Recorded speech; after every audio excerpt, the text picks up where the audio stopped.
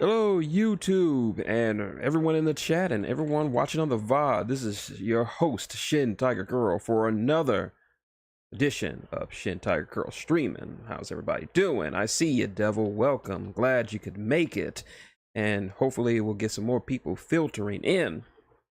It's been a while since we jumped back into some streaming.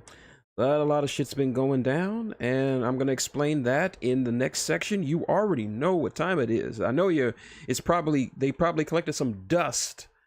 So I want you to get out your guns, lock and load, because it's time to shoot the shit.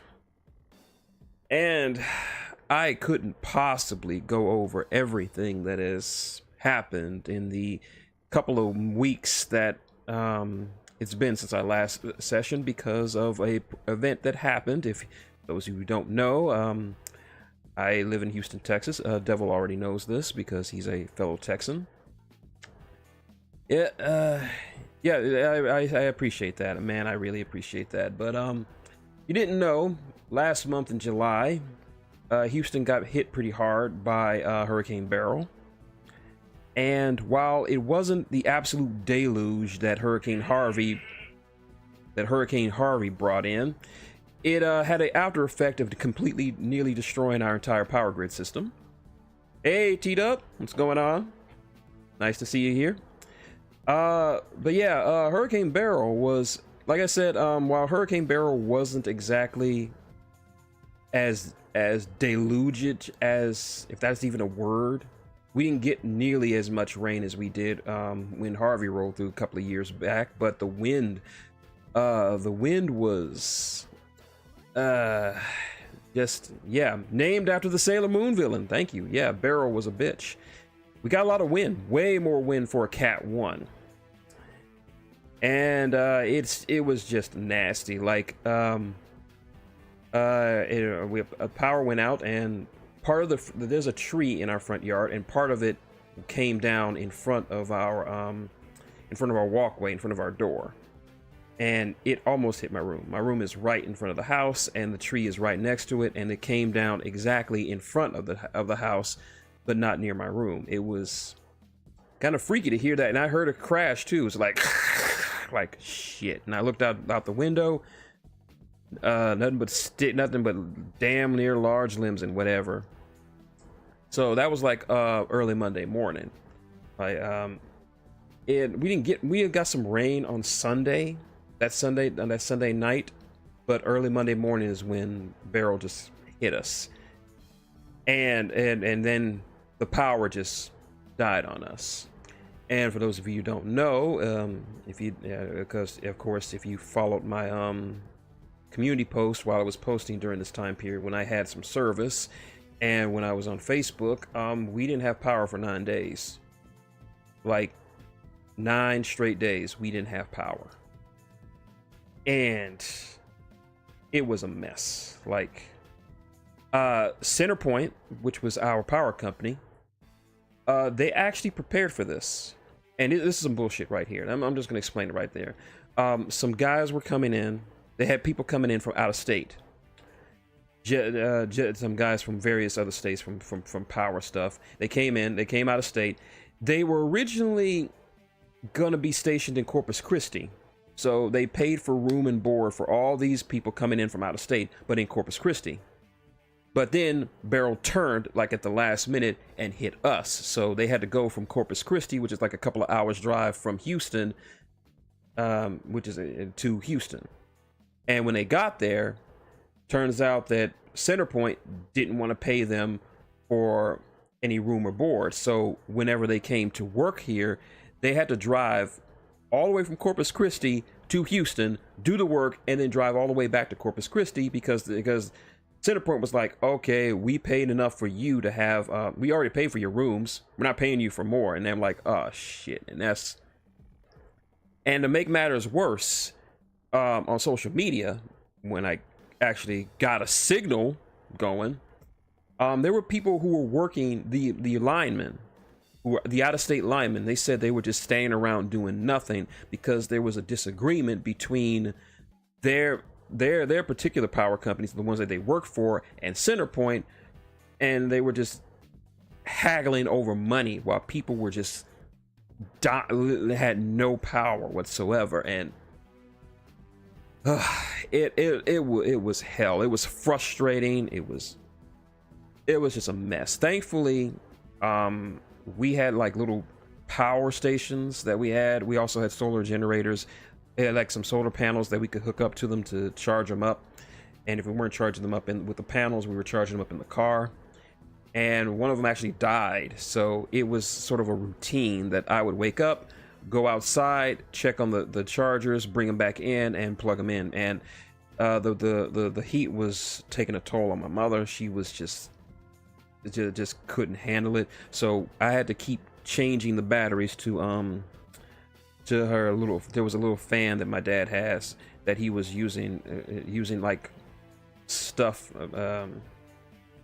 Yeah, that was just the worst of it. The food, like we had a bunch of food in our thing. Like I had a whole bunch of like good food. Like I had like a dozen or so hoagie rolls that I used to make chopped cheese sandwiches and the like, and I just had to chunk them because there was just nothing I could do for them. We had lost a lot of meat, some of the cheese, a lot of other stuff, and it was, and even when we could buy some food, we couldn't really buy all the stuff that we really needed because we needed to buy a lot of non-perishable stuff because we just didn't have a way to cool it down. And thankfully, one of my cousins, AJ, was able to come over. He actually brought us like 3 bags of ice about day 5 or day 6. And we could actually have some cool food and cool drinks to have. And that was, I was drinking water like it was going out of style, because all we could do was just sit there in 95 degree weather in the house and just sweat. And me and my dad actually had to go outside because it was cooler outside than it was inside the house. Think about that. And all we could do was just sit there and just wait. I was checking on the there was like a map of who had power and who didn't, and I kept checking it like every hour, hoping and praying that we would be next and get our power back. And then we just so we didn't really have much to do. I lost 6 pounds. I lost 6 pounds of weight from just sweating. That's all I did, because that's all we could do inside the house was just sweat. And I didn't really have a lot of fans on me. All the fans went to my dad and my mom because they were up there in years. I could handle it, so I just sat there and sweated. I played some board games. My Switch had a little bit of power, so I played a little bit of that. Played some Pirate Warriors 3. Played a couple of other games on there that I never got a chance to play, but then I just had to wait because it took a lot of power to keep my Switch charged, and I didn't want to hog all that power, so I just didn't deal with that. And of course, you heard there was a lot of insanity going on down here because of people just getting violent and looting and shit, and just things going crazy. But thankfully, our neighborhood was peaceful. Like, we didn't have no problems because we were just helping each other. In fact, I want to give a shout out to one of my friends. Yeah, Luffy would definitely be mad that people that were forcing us to throw out meat. Yeah. So I will say our neighbors, like, I want to give a shout out to my next door neighbor, TJ. And like, we used to play together when we were kids, and we kind of just drifted apart. We didn't drift apart. He lives right across the street from us, and he's always like been helping us out and doing whatever. He does like little body shop work and little amateur body shop work. He does good work. He worked on my aunt's car, God rest her soul. And just when the storm was still going, like, it was still windy, it was still raining, and I did hear some chainsaws going out there, and he's out there helping some of our neighbors who are Mexican down the street, chopping up the wood and just getting the trees cleared out with his chainsaw. And then he comes right over to our house and he just starts hacking away at the limbs. And me and my dad went out there and we started helping, and we were clearing out whatever he was chopping up. And he only stopped because the chainsaw he had overheated and the chain broke. So that was the only thing that stopped him. And he's like, well, thanks, man. We didn't ask him to do it. He just did it. Yeah, he is a little badass. That's what he does. I mean, it was still raining and shit when we were out there clearing this shit out, because if we didn't clear that shit out, we wouldn't be able to leave the house, at least by the front door. So yeah, so we thanked him, and he helped us clear that out so we could actually come and go from the front door as we want. We were just helping each other out. If people, we were just asking our neighbors, just coming over, and we were asking each other, hey, do you need anything? Or hey man, do you want something? Do you guys need, if you need any help, just let us know. And we were just sharing information, like which stores were open, who was selling what, where we could get some gas, where we could get some ice. And after things were calmed down, my dad just went and bought some stuff. We had to, like I said, had to buy some non-perishable stuff. We couldn't really buy any like fresh food or anything. We basically lived off Burger King for a while, because at least like stores like Walmart and Kroger, they were open. They had power, and they were just like temporarily cool off shelters in case people needed to cool off. So we were just doing whatever. So we would just find out whatever information we could. My dad had like a little battery operated radio that he had for emergencies, and we were just listening to Magic 102, listening to some old school jams, listening to radios and music from the 80s, from the 90s, and the 2000s. It was and another good thing I'll say is I actually got some work done. And I didn't have, and I just, since I had nothing to do, I just started typing, and I just started working. And Devil, you'll be happy to know that Julie and Musashi is finished. My first novella is officially finished. I may read it for the channel one day, I'm not sure yet, but it's finished. And unfortunately, I can't publish it right now because I don't have any money. I am stretched. My funds are nearly depleted. So yeah, I can't get someone to do the character designs, because I want to know what my characters look like. I don't have any I don't have anyone to do a cover. I don't have anyone to help me do editing and stuff like that, so it's just gonna have to wait for that. And I'm not gonna get paid for a good long while, because a lot of stuff has been complicated by this whole thing, and right now I am stretched. My funds are damn near low. I mean, my best friend is saying, hey man, you want to go to a con? And I was like, I don't have the money to go to a con. I could afford a ticket, but I could afford to go to a ticket. Like there's a con and coming to Houston in like September, October.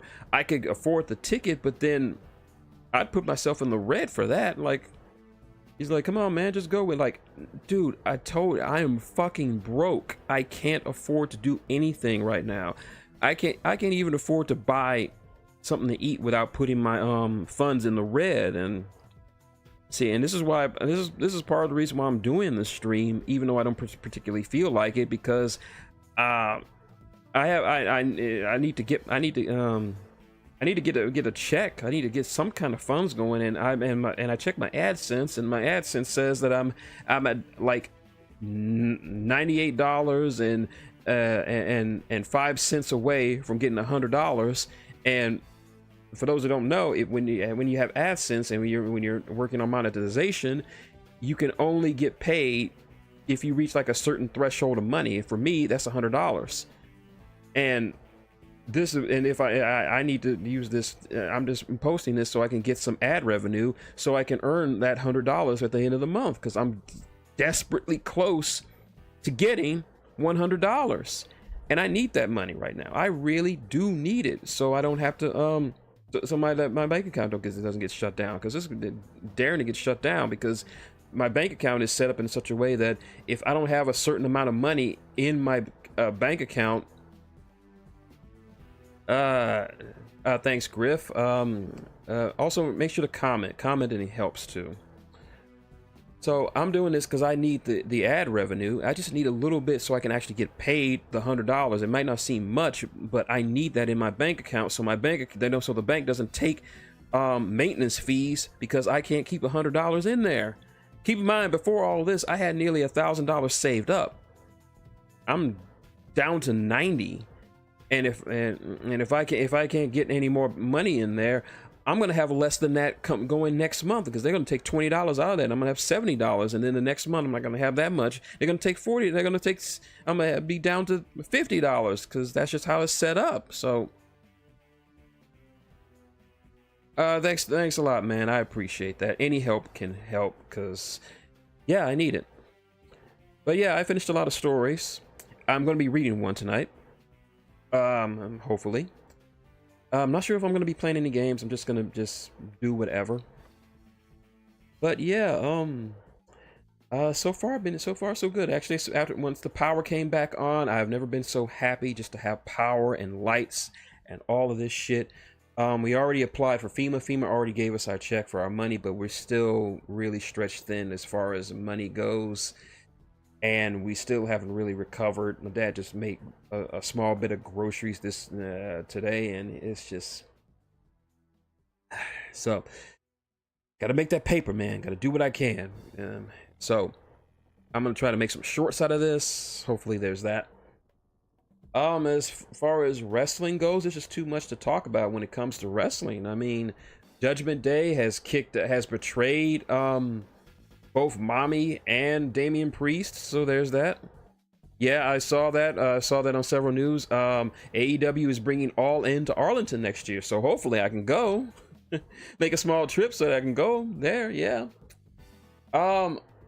Main event for All In Wembley a week from this Sunday. Of course, we got Swerve going up against Bryan Danielson, and it's going to be title versus career. So it's going to be probably the end for It's probably going to be the final match for our boy, Mr. Bryan Danielson, the Amdrag. What's up, LPH? Thanks for joining. Roman Reigns is back. Roman Reigns. So we have the seeds are being planted for the Bloodline Civil War. So I think we have an idea of what War Games is going to be like this year. So much has been going on. The One Piece anime has made it to the Battle of Hachinoso Island as Garp shows off just how fucking powerful he is, and somewhere at Navy HQ a Kainu is sweating bullets because T-Dub, I know you haven't made it to this part, but just to let you know, Garp is him. When Garp told Sengoku to hold him down or he would kill Sakazuki, he was not fucking lying. He could have murdered that son of a bitch if Sengoku hadn't jumped in. And in this latest episode, you anime only fans get to see just why Garp is the marine legend that he is. So there is that. Other news: My Hero Academia has finally ended its run. The ending, it was meh. Like, meh. Let's see. Oh, that's good. Always good to see you streaming KO Opera, so that's good. It was just meh. Nothing very important. Like I've seen worse endings in manga. This is not among them. It's just meh. Although in the last chapter, Oda did something very, very nice. The mangaka for My Hero Academia, he actually got his start. He sent in a drawing he did of Smoker. He sent it to Smoker to Oda one year, and Oda was like, "Well, this is very good. This is great. You got it." And he gave him the inspiration to keep going and becoming a mangaka.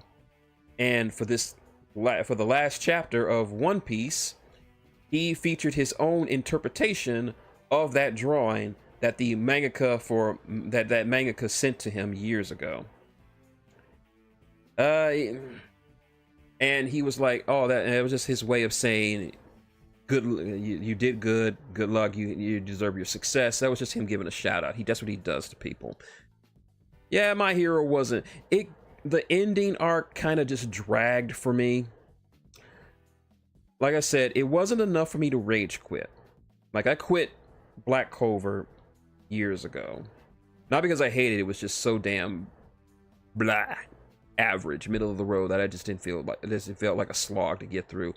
I was able to at least finish My Hero Academia, and it was Nah, there. Also, in case you missed it, Deadpool Samurai is returning for season 2.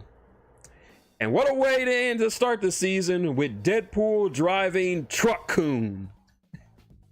I shared it in the CBR community forum, and I shared it on my Facebook. Yeah, I couldn't share the whole thing because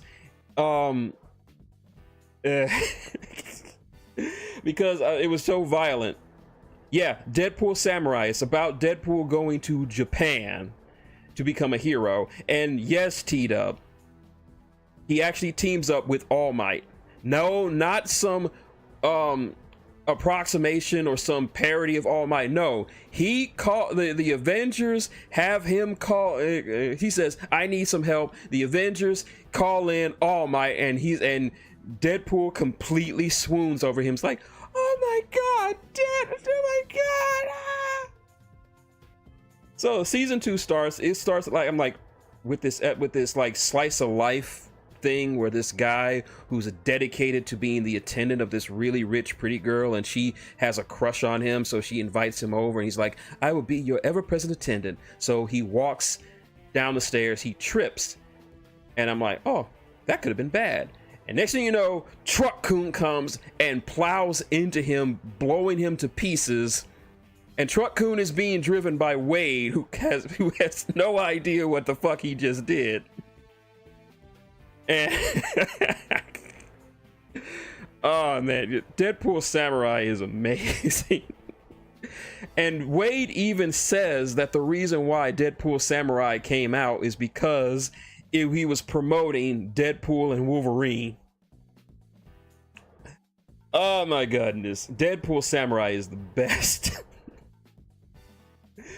Okay, so he has one of his sidekicks, Sakura Spider, who was basically a female teenage version of Spider-Man.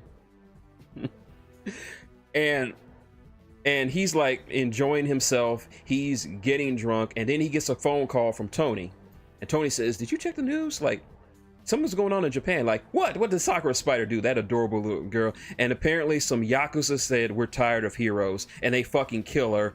And Deadpool's like, "Tony, I'm gonna need you to send me the email to those sons of bitches." And so fast forward, Deadpool comes back to Japan, and he just starts killing these Yakuza, and like, "Wait a minute, you're a hero." He's like, "Yeah, but you killed my friend, so I'm just gonna have to fucking kill all of you." And so the lead Yakuza, he's like, he injects himself with this steroid, and he's like, and he starts hulking up, and he's like, "I now have all the powers of a great superhero." And he's like, "Are you the Hulk?" Everybody's always doing the Hulk thing. No one wants to do the Hulk thing.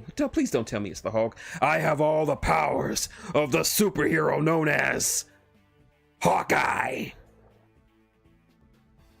I can't wait to see what Deadpool does with this. So yeah, Deadpool. I'm not gonna spoil anything, T-Dub. Deadpool and Wolverine, fucking amazing. So yeah, I love that. Yeah, Deadpool Samurai. Yeah, yeah, Wolverine and Deadpool. Oh my god, it's everything you could want in a Deadpool movie. There's just so many cameos, so many different characters, so much stuff going down. You'll love it. And the reason I say bring up Deadpool is the topic of what this stream, I'm going to be reading a fanfic.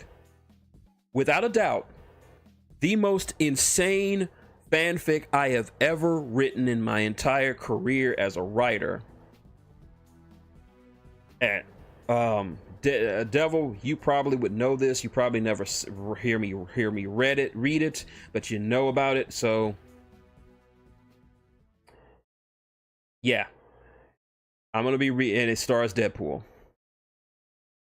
Yep, I wrote this fic long time ago. It's actually based off a running storyline that we've been doing on the CBR forums for at least what, 11, 12 years. that we kind of just add on to with different characters. Thanks, I put a lot of work into it. Yeah, I did that transition myself. I couldn't find anybody who could do what I wanted, so I just figured out I learned how to make transitions, especially for Luffy. Took me a long time to get it right. But yeah, basic premise of the storyline is Wade is running an interdimensional restaurant called the Wilson Family Restaurant with his family, consisting of various characters from across all sorts of media, comics, manga, television series, what have you. And because of his positions, literally anyone could show up, and it's just about Wade just all the crazy shenanigans. It will somehow make sense once I start reading it. And so if you're from the CBR forums, you know, from the combat forums, you know what this is about. But for those of you, you prepare yourselves, because this is going to be the craziest shit I've ever written. You either think it's cringe or you'll think it's the funniest thing you've ever heard. So I hope you enjoy it. If you recognize anyone from that I'm going to be mentioning this, please let me know in the chat. If you recognize anyone, please let me know in the comments below. I'll make sure to have timestamps so you can just avoid the stuff that you don't want to hear. But anyway, I queued it up. So here it is. This is my story called The Fun Times with the Wilson Family. The Wilsons' all-you-can-eat family-style restaurant, or simply Wade's to some. It is a restaurant unlike any other. It was a restaurant unlike any other, owned and operated by a single family with various friends working with them to make it a success. Normally, something like this would not be making for an interesting story, but this eatery is probably the most unique place you have ever had the misfortune to dine in. You see, this restaurant exists on a rare interdimensional cross-slide where all known and unknown realities converge. What does this mean? Why, dear reader, it means that nearly anyone and everyone can partake in the fine cuisine of this establishment. That is, unless they can survive the dangerous and insane events that seem to flow endlessly to this place like flies to a rotting corpse. Enough with the descriptions already. Get to me. I have to put it in the setting or it won't make sense. Just put me in there. The readers will get it. I'm not a hack like you. I'm not a hack either. I write fan fiction too, you know. I know. I've read it. It's just 120 chapters of you having sex with B. Arthur. Better than 50 Shades?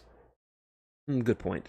Now get to me already. You're just trying to impress that hot chick from the fanfic group on Facebook. I can help with that.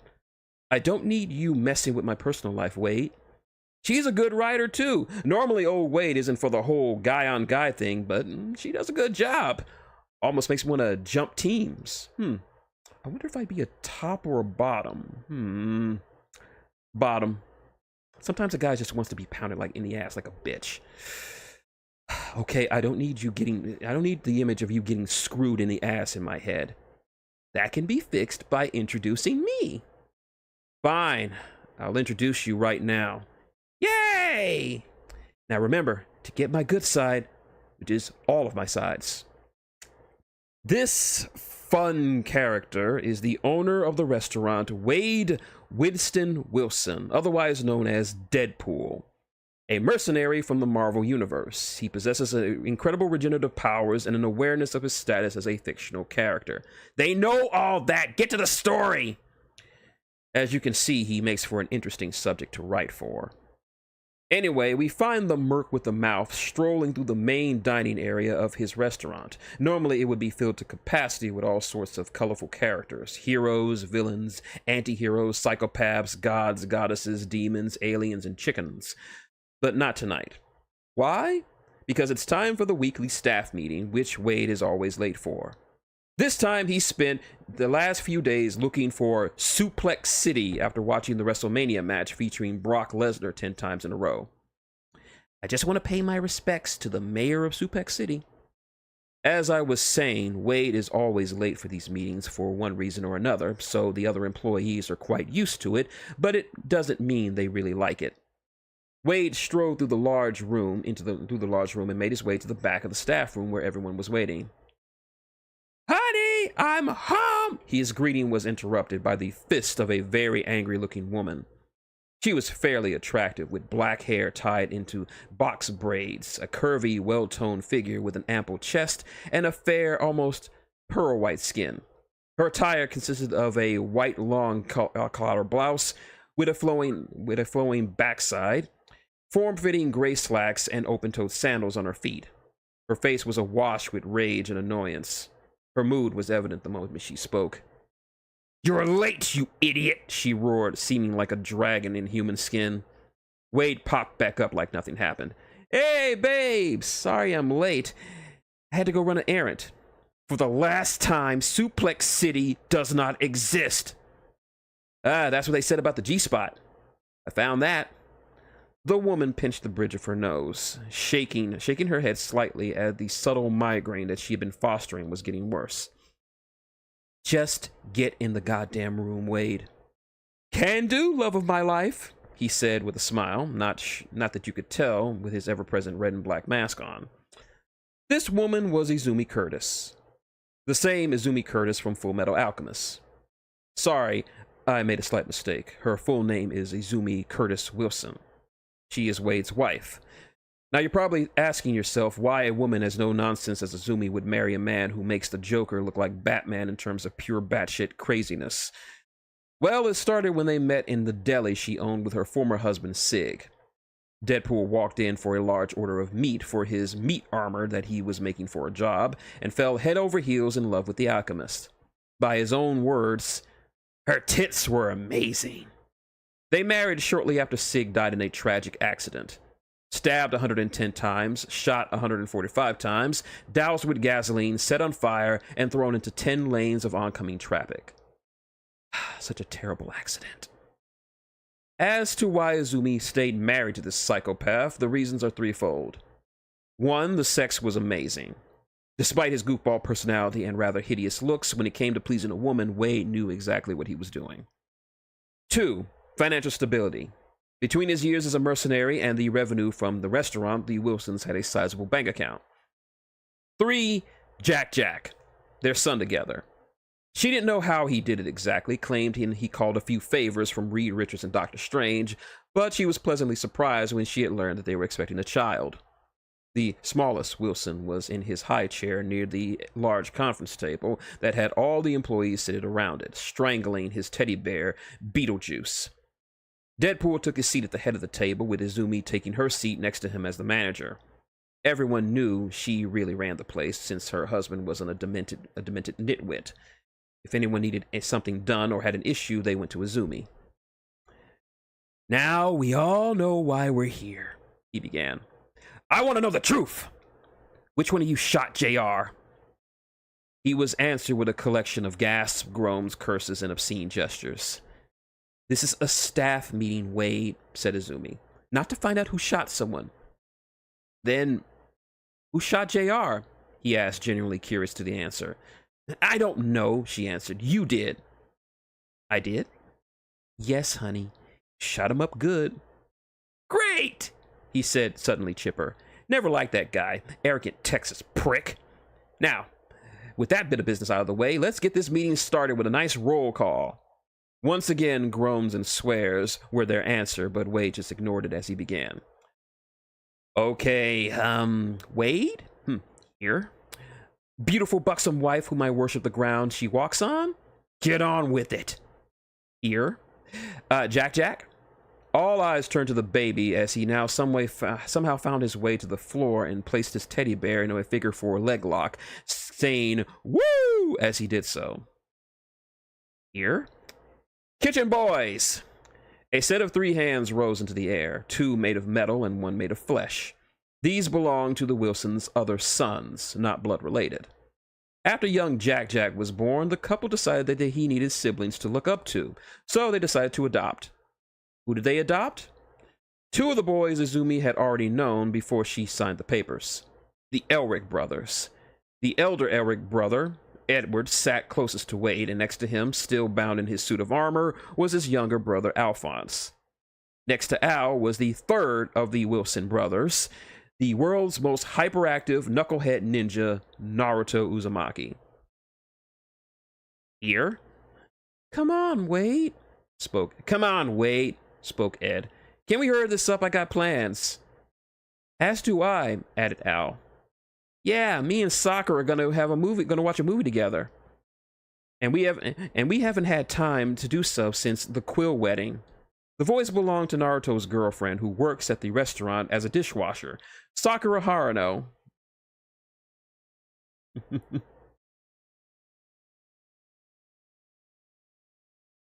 Sakura Haruno. Wait a minute, said Wade.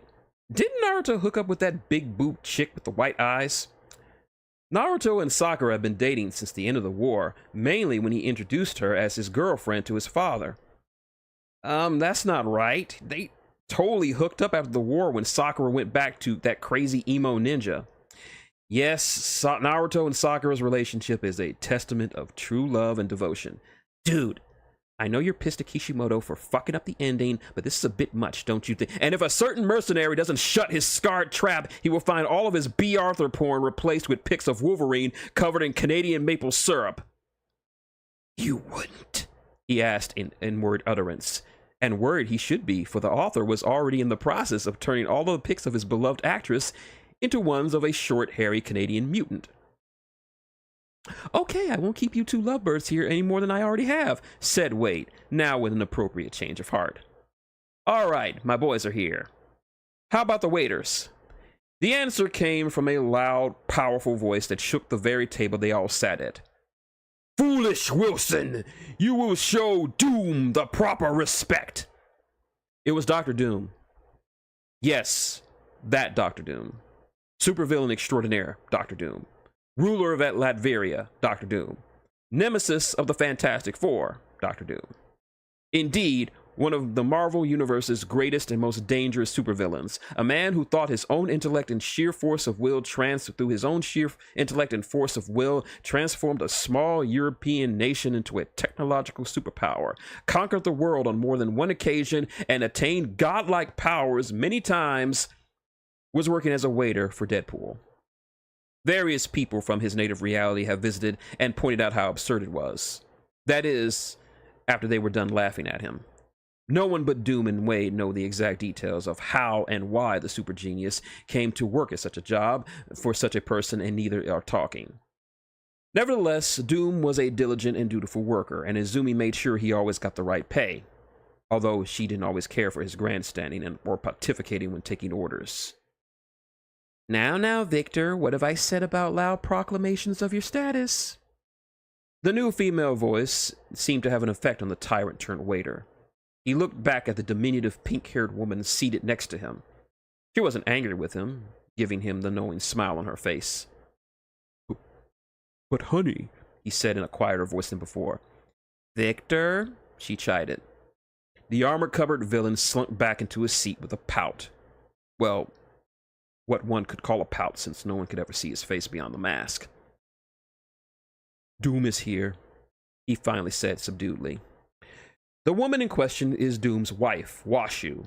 The tiny woman hailed from the Tenchi Muyo universe, where she is considered its undisputed greatest super genius. A woman who once created a weapon capable of wiping out said universe simply because she was bored. She and Doom met years ago when he was traveling across the multiverse in search of an object of power in which to help him in his quest to prove his superiority over the, quote, accursed Richards, unquote. He happened upon Washu's lab in the residence of the Masaki family. She was impressed that a mere human could not only breach her lab, but understand quite a few of the various projects and experiments that were littered about it. His bravado and self-confidence that sometimes crossed over into the extreme of egomania was very appealing to her. It also didn't hurt that Doom could turn on the charm like nobody's business. They were married the next day. Now, Washu was one of the few people who could rein Doom in when he was being, well, Doom. Mainly because, when he could never properly openly admit to anyone, his wife was smarter than him. No matter what he thought up, the Chushin either thought it up first or invented it first. Washu was the big brain of the family, but you wouldn't know that Doom didn't mind it. Ah, Tengrin is here. Goody! Now, where's my princess? Right here, Daddy! The energetic and bubbly response came from Orihime Inoue, the beautiful and slightly ditzy girl from the Bleach universe. She was a knockout, all right. Long, reddish blonde hair, ample figure, adorable gray eyes, a light, honest voice, and her large set of breasts that bounced whenever she was excited. She was an honest girl, always caring and kind to those who met her, and lacking for any kind of meanness or cruelty in her heart. Her only failing, if you could call it that, was her very wild imagination and her strange taste in food, hence why she was the hostess instead of working anywhere near the kitchen. And yes, you heard that right, she called Wade Daddy. And it's true.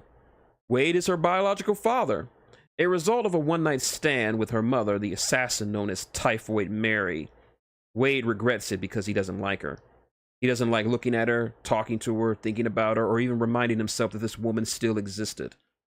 Outside of his wife, Mary is possibly the only person Deadpool fears. But the one good thing that came out of that time was his daughter.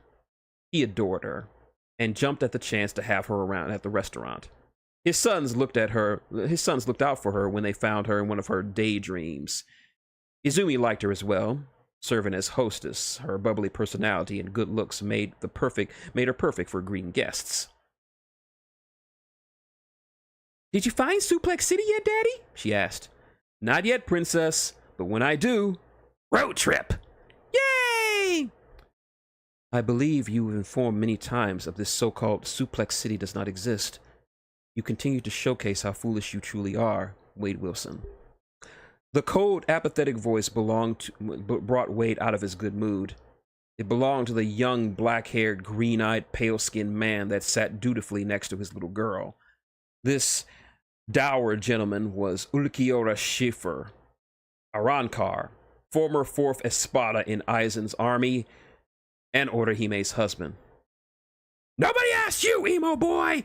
Wade yelled at his son-in-law. The young man wasn't fazed in the slightest, still holding the same passive, emotionless expression that he always had. "I do not understand why you continue to use that title with me, Wilson. I am neither emotional nor depressive. I just have no tolerance for trash." "Well, I guess you don't look in the mirror too much," he said under his breath. A large green flash of light streaked across the room and impacted Wade's skull. His head exploded, splattering his brains and blood across the back wall. "Ulquiorra!" Orihime yelled at her husband, a small bit of smoke emanating from his index finger. That was a Sero, a pure concentration of spiritual energy that can be fired like a beam of high destructive power. It was a common technique known to all hollows and Arankars, and Ulquiorra was very good at it. What someone not used to the goings-on of this establishment would know that no one seemingly was overly shocked or concerned that their boss's head exploded into a fine coat of paint on the walls. They were all used to it. Sadly, it was no secret that Wade and Ulquiorra did not like each other. Wade thought his daughter could do better than some, quote, emo ghost, unquote. And Ulquiorra thought he was just, quote, insane trash, unquote. This resulted in altercations that resulted in the Sero to the head situation you see now. "My finger slipped," he offered to his wife as explanation. Something he always did when he blew her father's head off. A few seconds later, Wade pulled himself back to the table, his head having already finished regenerating. "If that totally didn't just clear out my sinuses, I'd be really upset."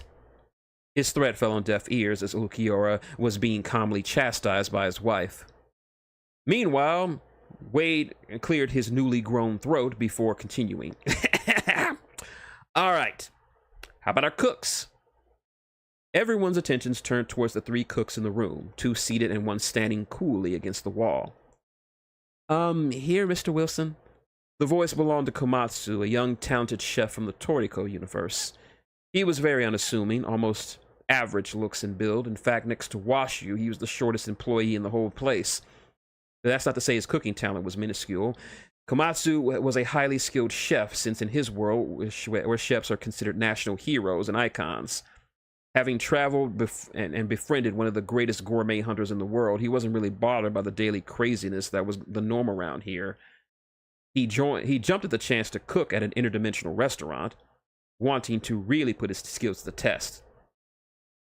"Yeah, I'm here too. Seated next to him was a teenager in dark blue spiritual robes. This was Yoshimori Sumimura, and he was a Kakaishi, which is a type of demon exterminator. In his home universe, he, alongside his neighbor and crush, Tokine Yukimura, protected the land of Karasamori from demons who sought to use its tremendous power for their own gains. When he wasn't hunting or killing demons, Yoshimori could be found in the kitchen cooking up a storm and making delicious cakes and pastries for his family. The reasons why he took this job is A, he could bake and cook without anyone bothering him about his duties, and B, he was saving up for a date with Tokine. If he ever got up the nerve to ask her, that is. "I'm here, you red bastard."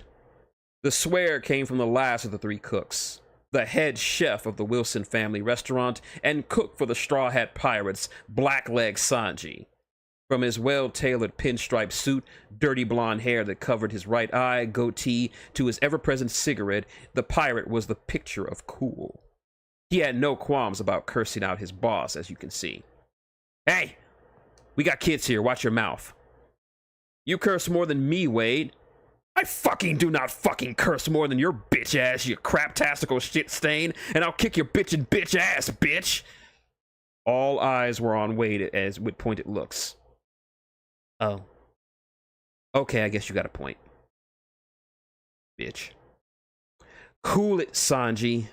Let's get through this as fast as we can so we can all go home," said Izumi upon hearing the voice of his lovely boss. The cool image that the blonde had was shattered as he jumped up around, grinning like an idiot with hearts in his one visible eye. "Whatever you say, Lady Izumi," he exclaimed like a Luxit idiot. Honestly, the ladies were the only reason Sanji worked there, and the women knew it. They knew just what to say to the love cook to get him to do whatever they wanted. While he's drowning in a pool of his own lust, let's get the final name off the list. "Where's our bartender?" "Optimus Prime, president accounted for." Yes, you heard me. Optimus Prime, leader of the Autobots and keeper of the Autobot matrix of leadership, was the restaurant's barkeep.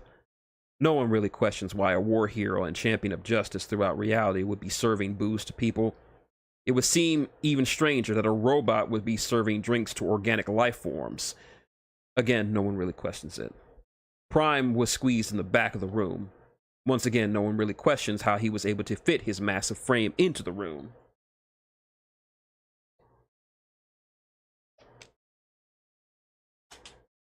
All right. "Well, it looks like everybody's here," said Wade, eating the attendance sheet. "Why? Because I'm a petty bastard." "So, any new business?" Naruto raised his hand first. Point of order," he began. "Someone keeps messing up the restrooms. It's hard to clean up." "Why are you complaining?" asked Ed. "Can't you just make clones or something to make it go faster?" "Not when it's everywhere. And green. Like really green." Azumi sighed. "I know who it is. It's Hulk. You always invite him over for burrito night, Wade." "Hun, he's a friend, a bro, a road dog. How can I not hook up a buddy with tasty Mexican food?" "He's not your buddy."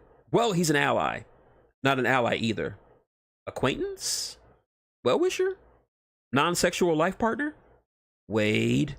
"Fine, I barely know the guy, but he's a big green rage monster. If I don't, he will grind me into Wade butter." That's not a bad idea for a product.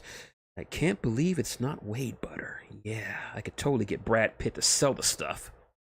"Doom agrees with the, ninja," Victor said, getting the stink eye from both Konoha Shinobi. "Banner's rancid bowel movements need to be curtailed." "Fine, I'll see what I can do, but if Hulk comes here asking for burritos, you deal with it." Doom didn't seem too bothered by this. "Anything else?" "Point of order." It was Washu's turn to speak. "The doctor's been calling me lately. He wants to know when you guys are going to get his TARDIS." "Still?" whined Wade. "I thought they brought it back." "Apparently not. He says it's been missing for the last 3 weeks. Wade is referring to an incident that happened several weeks ago. The restaurant was hosting the Armstrong Quill wedding when the Time Lord had his beloved ship stolen by unknown parties. Witnesses say the last two people to be seen with the TARDIS was the demon hunter Dante and the vampire agent for the Helsing organization, Alucard. Since then, the ship has been seen throughout space and time, with sounds of a party emanating from behind its wooden doors. That and the smell of what one witness called sex, guns, and shame. Since then, the Doctor has been hitching rides across time in what he deemed lesser time machines. Just last week, he and Doc Brown got into a heated argument about the effects of Jell-O pudding on the time vortex. Bah! Snapped Doom. It is the aliens' own fault for allowing that idiotic bounty hunter and that psychotic vampire even near that machine. A vessel of such power should be even more guarded. Look who's talking, spoke Naruto. I bet you were planning to steal it for yourself. The genius merely crossed his arms and leaned back in his chair. Doom will not dignify that with an answer. A point of order, said Komatsu. Someone is sneaking hot wings from the fridge. We had 10 packs for the last week, and now we're down to 5. Eyes fell to Wade. Don't look at me, he defended. The old ball and chain forbid me from eating them. Izumi nodded, ignoring the slight insult. It's true. Since that night a few years ago, a few months ago, he's not to have hot wings. I will not have an encore of the night of 1,000 farts. I regret nothing. Sanji finished his 4th cigarette before he spoke again. It was probably Doom. How dare you! The armored tyrant, leaping from his seat. Doom will not be insulted by some perverted pirate cook. Doom is not some junk food junkie. If Doom wishes, he could buy 1,000 bags of his tirade was halted by Sakura leaning over the table and sniffing his breath. Uh-huh, buffalo sauce. Doom did it. Washu gasped. Victor? Just like that, the proud bluster of Doom deflated into the image of a small child who had been caught eating cookies late at night. Doom is sorry. Doom has a problem. You're damn right it's your problem, yelped the pirate. They're one of our best sellers. Those bags are coming out of your salary, barked Mrs. Wilson. See? All that crazy shit all the crazy shit isn't always my fault. Honestly, I was gonna blame Emo Boy over there. Really, he looks like the type to steal them and eat them while listening to Linkin Park. His comment earned him a arrow to the head. Okiara! Yelled Orihime. There was a fly on his nose. A Cerro? It was a large fly. After the obligatory minute for Wade's head to regenerate, he got back to his feet, muttering something about that damn emo. Just then, Optimus Prime raised his hand. Point of order. We need to talk about something, Wade. I told you before, those rims for your wheels will take at least another week or two. I told you before, those rims for your wheels will take at least another week or two, Vato. He said in a very fake, very cheesy Hispanic accent. That can wait until later. I need to discuss your overuse of my matrix of leadership. What you talking about, Prime? You keep asking me to light your darkest hour, and frankly, it's getting quite annoying. You're just imagining things. I don't abuse your chest bling. Yes, you do, Wade. Oh yeah, name one time I did. It was 2 weeks ago. 2 weeks ago? Ah, another day, another dollar of serving organics. He commented to no one in particular as he finished cleaning the last mug in the bar. With only 10 patrons, it was something of a slow day for the Transformer. That is until a massive explosion rocked the building. What in the name of Primus? He exclaimed. Before he could even have a chance to transform and roll out, in ran Wade. It wasn't anything new for the Merc, and mass destruction goes hand in hand. But this time, it was a tad bit different. Deadpool was dressed in a tutu, covered in head to toe in blood, and carrying the severed head of Tom Hanks on a stick. Prime, he started, totally out of breath. Don't ask any questions, just light our darkest hour. Do I even want to know? The Autobot asked. The sound of what could be called a pissed-off Teletubby erupted from outside, spooking the Merc even more. Honestly, by the time I explain it to you, we'll already be knee-deep in... Just do the thing! Prime sighed. Fine. This is the last time, Wade. I promise. Now hurry. I think they caught my scent. With that, the chest of Prime opened up to expose the Matrix, accompanied by the touch by Stan Bush. O Matrix of leadership, I beg of you, light our darkest hour and bring us to victory. Present time. And everything turned out all right, said Wade. Wade, do you know how long it takes to recharge this thing? 200 stellar cycles. And I have to pay royalties to Stan Bush every time. I swear he fucks me right up the ass. Prime was in a foul mood, and he had right to be, for you see, that particular incident involved... Wait a minute. What? Did Optimus Prime just drop an F-bomb? Yeah, and? Optimus Prime doesn't swear. Sure he does. It cursed up a storm in the Transformers movie. And I mean, the good Transformers movie, not Bayformers. Yeah, but that wasn't Optimus swearing. The Prime I know doesn't swear. Oh, that was the old Prime. This is the Dr. Smooth Prime. This one swears up a storm. My childhood. My poor childhood. Oh, hush up, you big bitch. You're almost done with the chapter. Prime, despite the interruption, continued his complaint. Personally speaking, I'm surprised Primus hasn't gotten upset that I'm using his power like that so often. Speaking of that, Komatsu, retrieving a large blueberry pie from the portable cooler Toriko gave him. Here you go, Optimus. The Autobot leader opened his chest once again to reveal his coveted matrix of leadership. After a few seconds, a bright flash erupted from the core of as an impossibly large metallic hand emerged from the light and took hold of the baked pastry. Suddenly, the loud booming voice of the god of all Transformers rumbled, shaking the very foundations of the building and causing everyone to cover their ears. Now, normally hearing the voice of Primus can be both humbling and frightening, but the words he spoke kind of took the grandeur out of it. It was just 3 words, but those 3 words were enough to baffle anyone who heard it from a god. Primus demands pie! After that, his hand, firmly grasping the delicious tribute, retreated back into the Matrix, shutting Optimus' chest with a small click. I thank you, Komatsu, as does the god that lives inside my chest. Wade, along with everyone else, cleared their ears. Ah! Ouch! No, don't need those pesky eardrums. Oh well. So any new business? He was met with silence. Good!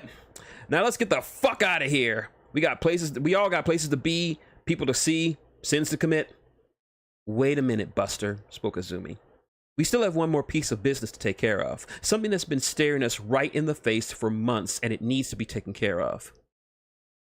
Hun, if it's about the dead clown under our bed, he started, but his wife stopped him mid-sentence. No, not that. Besides, it's my fault. Damn thing surprised me when I was on the toilet, she said, shaking her head in shame. No, it has to do with our competition. What, you mean Naruto's boyfriend across the street? The ninja roared. Wade, he's not my boyfriend! Could have fooled me with how much you hound him, shot Wade. Besides, it's legal now. Is that nice? Wade, you red bastard! Izumi, do something about this! Naruto, I just want you to know that regardless of your sexuality, we will love you all the same, said his adoptive mother with a totally serious face. That's right. You're our brother, Naruto, Al chimed in. Yeah, even if you let old duck butt across the street pound your orange ass, added Ed. You dickwads.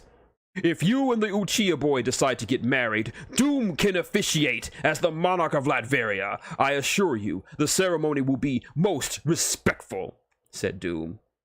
You can eat a dick, Tin-Face. Did you hear that, Yuli? Orihime said as to her husband, smiling as happily and brightly as a child on Christmas morning. I'm getting another brother.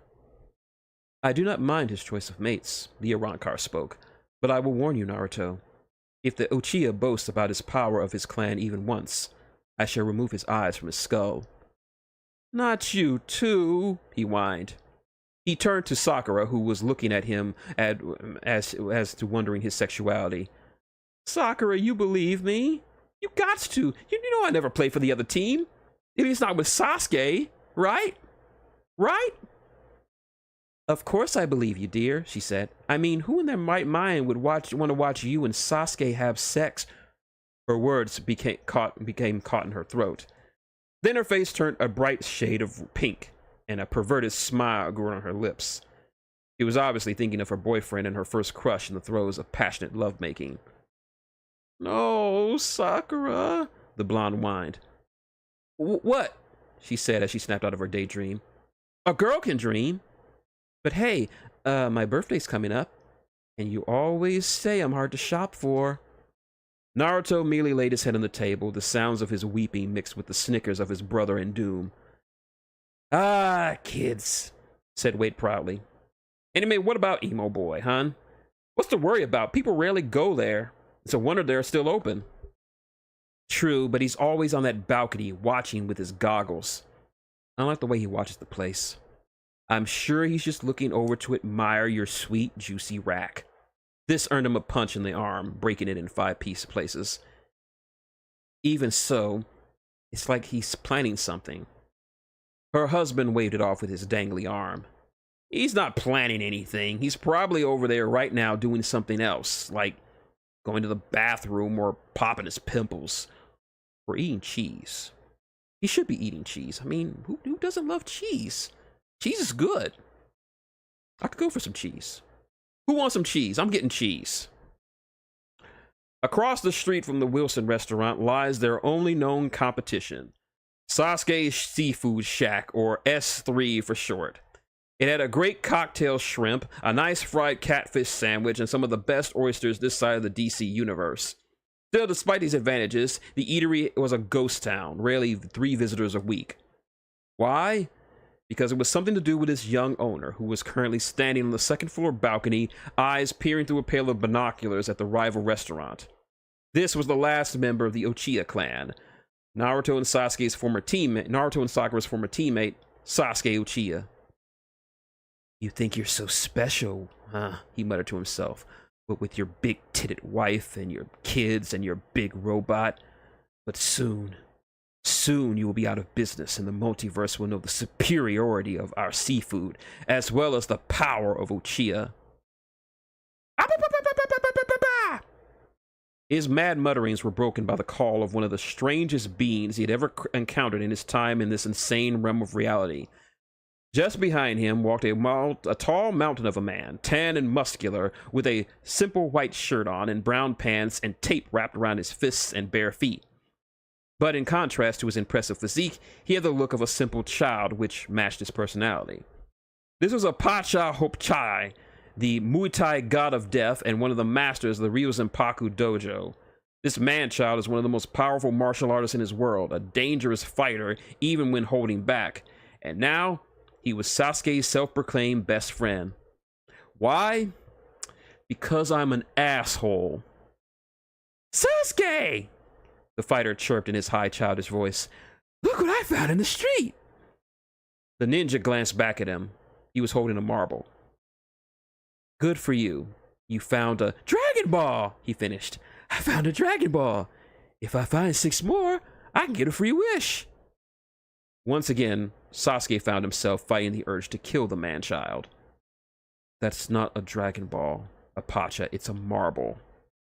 You sure? Yes, it's a marble. Maybe it's a baby Dragon Ball. A baby... Apache, have you ever seen a Dragon Ball before? He asked exasperatedly. No, have you? Not in person, he answered, but I know what they look like. In that case, maybe you haven't seen a baby Dragon Ball. Sasuke sighed. Apache, when God was giving out stupid, you went back for thirds. I don't know what stupid is, but it sounds tasty. Can we get it on the menu? Tachi, give me strength. He silently prayed to his deceased older brother. Never mind that thing. Get over here so we can plan out for tomorrow night. Gee, Sasuke, what are we doing tomorrow night? The same thing we do every night, he spoke loudly. Try to run Wade out of business. Cue Pinky and the Brain's theme song. There's Sasuke and Apache. A Sasuke is Apache. One is a ninja, the other's a pacha. To prove he's not a fool, they'll drive out Deadpool. They're matcha, Sasuke and a pacha. Appa! I swear I will find out where Wade put that song and make him choke on it. Fumed the Uchiha. I like it. Let's sing it again. Quiet, Apache. I finally devised the perfect plan to drive Wilson and his clan from this place once and for all. First, we'll hire an army of clowns to... Sasuke, dear, where are you?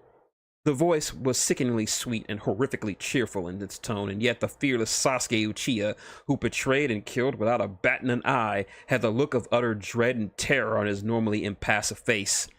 He was frightened beyond all that one could be considered frightening. He knew the owner of that voice.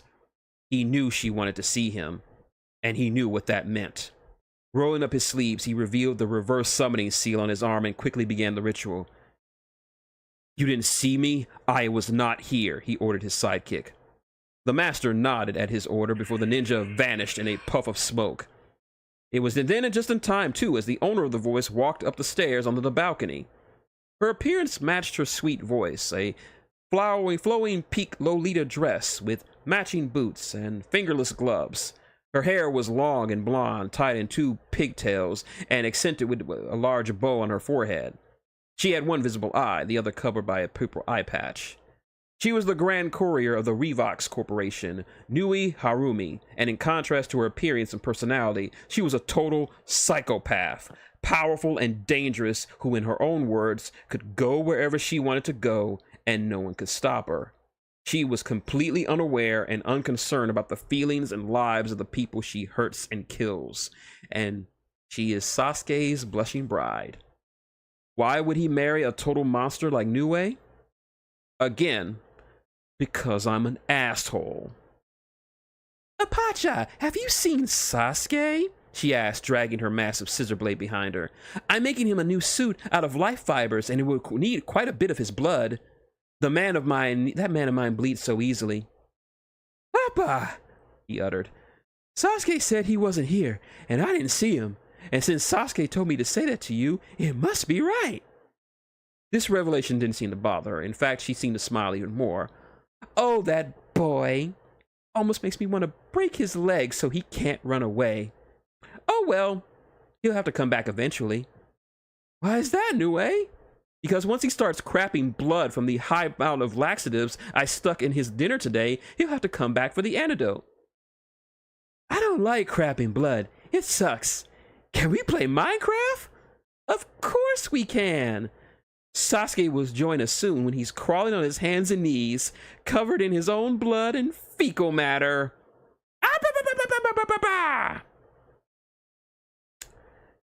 And so ends Fun Times with the Wilson family. Yeah. Glad to see you guys enjoyed it. Like I said, that is the craziest. Oh, hi, Car Junkie. Didn't even notice you there. Came right at a crazy time. I was just reading the most insane fanfic I ever had the pleasure of writing. So yeah, that's basically it. Well, not it. I mean, there's more to it. I mean, we just went crazy with this story, and I plan to add more to it because it certainly deserves it. But yeah, just to expand on the lore of everything that happened already, the Armstrong Quill wedding is what you thought. It was Major Olivier Armstrong from Full Metal Alchemist getting married to Star-Lord, comic book Star-Lord, not MCU Star-Lord. Thank you. I hope that captured the essence of Wade Wilson. People say I seem to be able to capture that essence very well. And believe it or not, there's actually other subgroups involved in this mess. We have the Pimp Legion of Doom, consisting of Sokka from Avatar, Ron Stoppable from Kim Possible, and and Danny Phantom from Danny Phantom.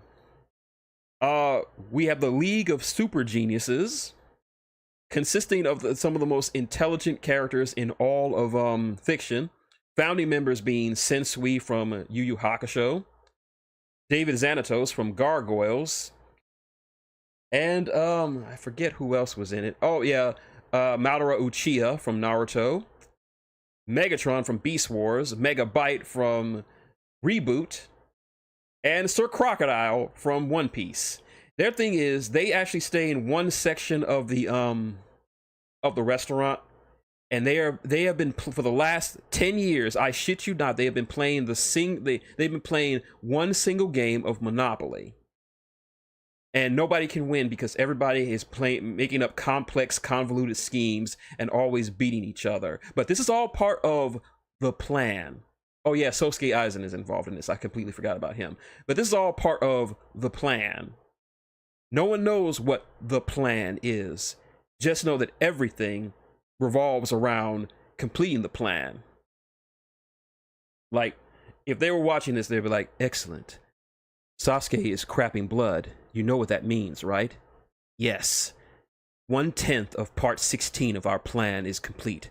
Soon, when the plan is revealed, no one will know what hit them. Like, everything advances the plan. And finally, there's the group that was recently added, and one of my favorite groups added to this entire mythos, the Pimp Hand. That's just what they call themselves, the Pimp Hand. It's just a collection of godlike beings who do whatever they want because they can.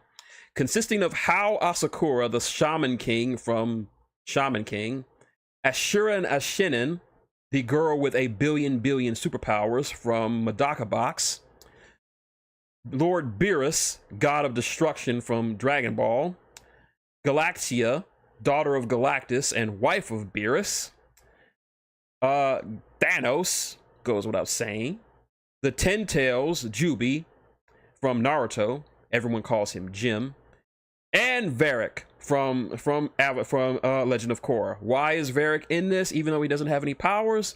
Because Varric is fucking cool like that, and everyone is grateful to have him around. And the best thing about Jim communicates solely in roars, and yet he says something insightful. Most notably, him and Groot actually form a karaoke duet team, and apparently they're very popular with people from around reality. An eldritch abomination and a living tree person just singing, and everyone thinks they're amazing. I should definitely write more than that.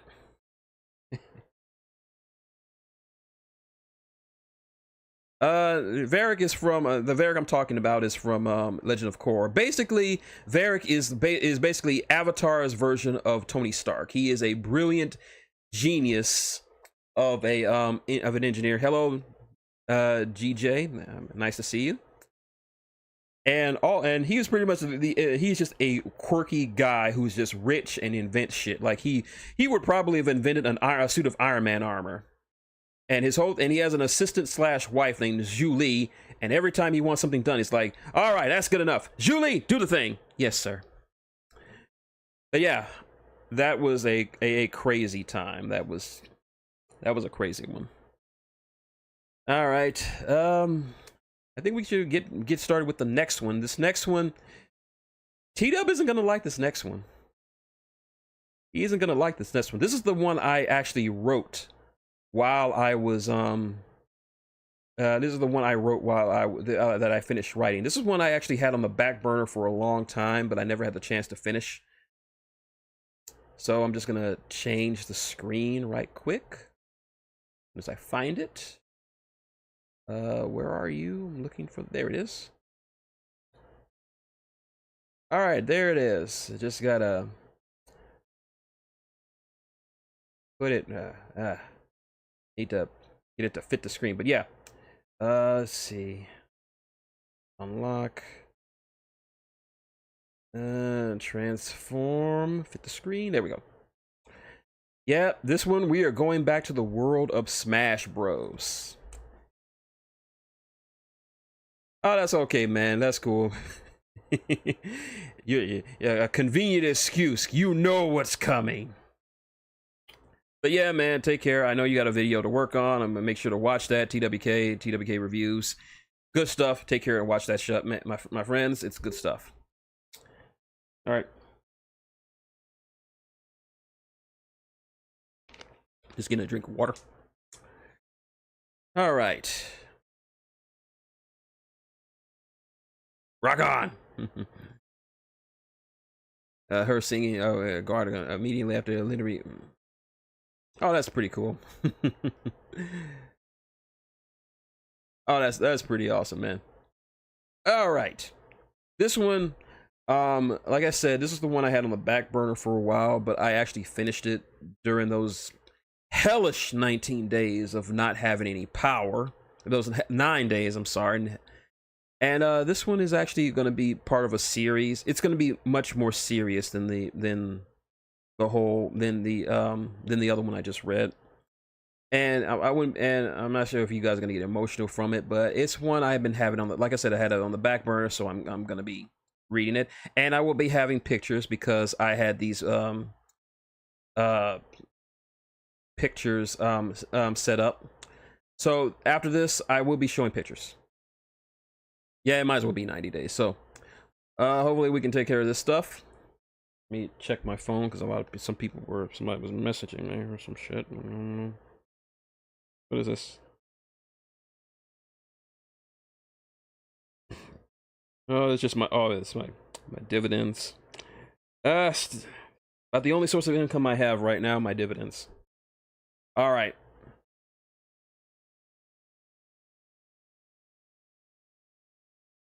6.5 days after the hurricane. Oh, that's good. Yeah, like I said, 9 days for us. I figured you got power before us. The south side of Houston got more. Your side of Houston got power way before we did. So yeah, we got. Hope you didn't have to throw out as much food as we did, because a lot of food got ruined. But nonetheless, if you couldn't tell by the picture, this is the This is actually a screen cap from the home run contest for Smash Bros. Ultimate, and Smash Bros. Fanfic writers, to make sense of everything, we created something called the Smash Mansion, where all the Smashers live and occupy. Oh, that's good. That's good, CJ. That's good. We had to throw out a lot more, but the Smash. This is, and Sakurai actually put this in this, and people were like, "Oh my God, he knows." So yeah, this is the closest representation you'll get to what the Smash Mansion actually looks like. So anytime it is mentioned in any fanfic, this is probably what it looks like. So thank you, Sakurai. This is actually a continuation of the two fics that got me the most play. Zelda and Sonic's Day Out, and Zelda and Sonic's Day In. And in the last one, they're on my YouTube channel, if they're on the YouTube channel, look for it. Zelda and Sonic, after having some carnal relations, decide to date each other, and this is what happens after that. And this is going to be an emotional one. So here we go. A letter from my father. So I hope you guys are ready. For the love of all that's holy, can you two not be all sweet? Samus Aran snapped as she watched her two closest friends strolling beside her, or one of them was strolling. I swear, if I wasn't immune to it, I'd have gotten diabetes. Princess Zelda giggled at her friend's reaction. There isn't anything wrong with a friendly walk, Samus. It is when you're carrying your boyfriend like a plushie. Indeed, Sonic was in her arms, grinning like a cat who caught the canary, feet dangling off the ground. Zelda smiled as she cuddled up against his surprisingly soft quills.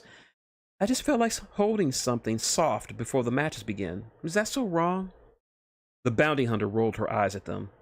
She didn't mind that her two friends found love with each other. She just wasn't one for public displays of affection. Link chimed in. Sonic, you're the fastest person in the entire mansion. Why are you allowing her to be carried like you? Why are you being carried like that? Hey, sometimes a guy's gotta take things slow, the hedgehog answered cheekily. Besides, Who wouldn't want to pass up being carried by a beautiful princess? Aw, Sonic, you're such a sweetheart, said Princess Gushed upon hearing his compliment. The hero of Hyrule shook his head as his significant other mocked gagged at the sight. Come on, guys. There's no need to be prudish, spoke Fox McCloud. You two aren't any better. He gestured towards Link and Samus. What the hell are you talking about? Snapped Samus. We don't do PDAs, Fox, added Link. Well, you're still both very loud behind closed doors. Before either could come up with a retort, the R-Wing pirate pointed to his large lupine ears, hinting that he could hear them, even though his room was a good distance away from theirs. He's not wrong. You guys are loud when you're all lovey, spoke the last member of their little group, Ness. Samus gave a sideways glance. You shouldn't even be in this conversation, kid. I'm a psychic, Samus, the Eagleland native replied. I get psychic impressions like this all the time, especially from Palutena and Ganondorf. Those two. The youth shuddered from remembering the thoughts that he unexpectedly gleaned from the mentioned pair. Well, that means Master Hand needs to make the rooms more soundproof by the time he remodels the mansion, said the bounty hunter. Or you need to stop screaming. I do not scream, exclaimed Link, his face turning beet red. Oh, really? Guys, she said, motioning to her small group of friends. Din's fire, they all said at the same time. Link's face was awash with embarrassment. He was aware that he often made such exclamations when he and Samus were in the throes of carnal passion, but he was certain that he wasn't that loud. At least, not loud enough for anyone to hear. Those assumptions dried out upon hearing his friends parrot his own words back at him. I'll shut up now, he muttered, earning a good round of good-natured laughs from his friends. Suddenly Fox stopped in his tracks as his eyes narrowed at the horizon. Guys, stop for a second. The group halted their advance upon his suggestion, noting how he seemed to be staring off into the distance. As an expert pilot, Fox's senses were much sharper than most, especially his eyesight. It was very hard to elude his vision when push came to shove, and right now that vision was telling him something was off. What do you see? Asked Zelda. Wordlessly, he pulled out his binoculars from his waist pack and brought them to his eyes. I think someone's in our spot, he announced. Said spot was a small hill that gave a good view of the Smash Mansion, topped off by a rather decent-sized oak tree. It was a perfect place for their group of friends to meet and have relaxing talks under the shade of the oak. Fox saw someone was standing under the shadows of the tree limbs. Can you tell who it is? Samus inquired, her hand inching closer to her security pistol on her hip. Can't say, he replied. Can't see his face. Doesn't look like anyone we know. Could be a new smasher. The Hand Bros don't really tell us anything about the new people they bring in, added Link. True. It doesn't look like he's here to fight. Could be a visitor. I'll check it out, Sonic said as he leapt out of his girlfriend's arms. I'll get there faster than any of you guys anyway. Just be careful, warned a word Zelda. We don't know what he can do. We don't want a repeat of Sephiroth. The blue bird gave his normal confident smile. Don't worry, babe. I'll try to be careful. Keyword try. I know. And with a crack of air, Sonic was gone, speeding over to the mysterious figure. It only took him a scant few seconds to reach the location in question, and Sonic was already a bit put off. Normally, new people who aren't aware of him were a bit surprised to see the appearance of a super-fast hedgehog materializing in front of them out of nowhere. But the stranger stood stock still, unmoving, unsurprised. It was enough to put Sonic on edge, but he had to hide it behind his normal, laid-back personality. Hey, fella! Sonic greeted with a smile. You new here? If so, welcome to the Smash Mansion. I'm Sonic the Hedgehog. I know, was all the man said. His voice was deep and gravelly, like an old country road that could suddenly talk. But Sonic was struck with a sense of familiarity about the man. Had he seen him before? The man didn't wear anything outrageous or out of the ordinary compared to everyone else. It was a simple dress attire. Black coat, white undershirt, matching pants and shoes. Honestly, he looked less like a fighter and more like a pallbearer for a funeral. "Have we met before?" he asked the man, circling around to see his face. It was a mess of wrinkles and scars. He looked to be about in his early 70s by Sonic's estimation. A large burn scar marked the left side of his face, as if someone held a hot iron over it. His hair was salt and pepper colored, but there was a slight sense of dignity to it. A rather handsome-looking mustache covered the top of his lip, and his eyes were gray and aged, like he had seen too much pain in his life. But still, somewhere in the back of his mind, Sonic still felt like he knew this man. But that unspoken part of him felt a great sense of pity for him. "You could say that," he replied, stifling a small cough before righting himself. "Maybe, but you look really familiar." It wasn't long before the rest of the party joined him at the spot, all attention on the suited older man. "Are you a new smasher?" asked Zelda. The man stifled another rough cough, drier and harsher than the first. It almost seemed like he was trying to cough up a lung. After clearing his throat, he spoke again. "Do I look so different to you guys?" Like Sonic, the gathered group had the same sense of familiarity with the stranger. Like part of them was yelling at them that they know this man, but they were still unsure of anything. "Am I the only one who feels with the feeling that I've seen this guy before?" asked Fox. Samus nodded. "Been nagging at me since I saw him." "Maybe he's a relative of somebody," added Link. The entire small group were discussing him. The man said nothing and watched, a look of longing painting his features. Normally anyone would have been insulted by having so many people talk about them without talking to them, but this man seemed to enjoy their reactions. The debating of his identity made him feel wistful. "Hello, my hot bitches!" The new voice belonged to the Umbro Witch herself and one of the most powerful smashers in the entire manor, Bayonetta. All eyes turned towards her as she strutted up to the group of her close friends. Her attire was as outspoken and grand as her personality, a lovely pearl white dress that hugged her marvelous frame, a slit on either side to show off her stocking-covered legs. A pair of matching pumps adored her feet, which she had no trouble walking in despite the harsh ground. Long gloves covered her arms and hands as she held an elegant and very expensive-looking purse. She'd have to thank Enzo for lending her the money for it. Topping up the attire was a wide-brim hat that obscured most of her beautiful face, a cocksure smile on her lips. "Well, well, well," spoke Sonic. "It's Bayo Babe." "Well, hello to you too, Rodent," she teased. "And how's your other half?" Zelda laughed. "She's doing just fine, Bayonetta." "I should hope so. And how about the freaky couple?" She gestured to Samus and Link. A pair of gloves glowing crimson at her. The pair glowed crimson at her words. You would keep quiet about that," growled the bounty hunter. "Only in good company, darling. And Fox dear, about what we talked about last time." Fox shook his head. "For the last time, you can't borrow the R-Wing. If you wreck it, it'll just add to my debts." "Oh, you're no fun. What Crystal sees in you, I'll never know." Ness gave an enthusiastic wave to the witch. Bayonetta smiled and returned. "Hello, little sweetie," she greeted the boy. "Now what are you up to? What are you cheeky dears up to?" "It's about this guy," Link explained, pointing his thumb to the old man. "He seems new, but we're not sure." Unbeknownst to everyone else, the old man had subtly turned his face away from the woman, almost as if he were ashamed of his own appearance.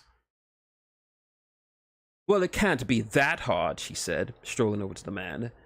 "Now then, let's see who you are." The group had known Bayonetta for such a small amount of time, but had a pretty good understanding of her personality.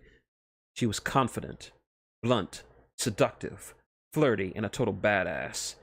She also seemed to have a command of a room as soon as she walked into it, always ready with a quick comeback or a comment about any situation. unflappable in most literal of the sense. So it was unbelievably out of character for her to be speechless. And yet here she was, totally at a loss for words upon seeing the nameless man. Her mouth quivered, her hands trembled, her eyes seemed to be on the verge of tears. All as she looked at the man. Slowly, her gloved hand reached up and tenderly touched his face. Mainly the side of it that had the burn scar on it.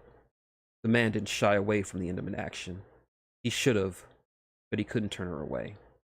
Instead, he turned into the touch, and for the first time, locked eyes with the woman.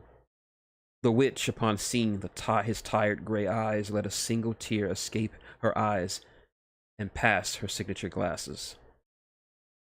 "Hello, Cereza," he spoke, familiarity spicing his graveled voice. Everyone couldn't understand the seemingly intimate encounter before them. The witch's entire countenance oozed sadness, sorrow, and pity. She seemed to know who this man was, and it broke her heart to see him like this. Their wordless question was answered as she uttered a single word. "David?" There was only one smasher in the entire mansion who had that name, though it was one that he rarely ever used, or a few ever even knew. It was a name he shared with only those he considered friends. They never really used it around him. They preferred the name he was given when he joined the special ops unit of his home world, a name that made him a legend. The ultimate soldier, the man who made the impossible possible. "Snake," Zelda whispered. "By the goddesses." "Kept you waiting, huh?" That was proof enough. Snake always said that line when he reunited with everyone. It was sort of his catchphrase. That sealed it. This old man who looked like he had one foot in the grave was the legendary soldier and their friend. "Are you serious?" spoke Samus. "Snake, you look so old," finished Fox. "Yeah, it kind of happens to people." "But not that fast," spoke Sonic. "I mean, I know time passes slightly different between the worlds, but it hasn't been that long." "It's just that I've reached my expiration date," he said cryptically, which didn't give his friends any real answers of comfort.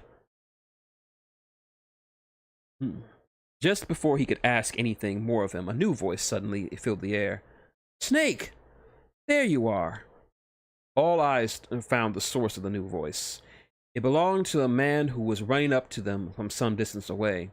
He was dressed in a large overcoat, mauve in color, which covered a proper dress suit with matching pants and shoes. A pair of square-rimmed glasses adorned his awkward but good-looking face, and a mat of long brown hair that reached to his shoulders. No one really said it out loud, but they all shared a similar thought. This guy was a nerd. He looked like the stereotypical nerd, glasses and all, but the question that also hung in their thoughts: how does a nerd like him know a legendary soldier like Snake? Finally reaching the group, breathing hard as he did, he said, "Geez, Snake, you didn't tell me this place was so big." "Figured you could use the exercise." "Oh, ha ha, Snake," he said, before finally noticing the assembled group. "Oh, you all must be friends of Snake." The man proceeded to give everyone a rather polite bow. "I've heard so much about all of you." "And who might you be?" inquired Samus. "Oh, I'm sorry. I almost forgot to introduce myself," he said, adjusting his glasses. "My name is Emmerich. Dr. Hal Emmerich." The group seemed clueless as to who this man was and his relation to Snake. That is, all but Bayonetta.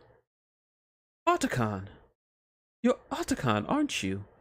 she uttered, advancing towards the doctor. "Yes, indeed. And judging from what I know, you must be the infamous Bayonetta, am I correct?"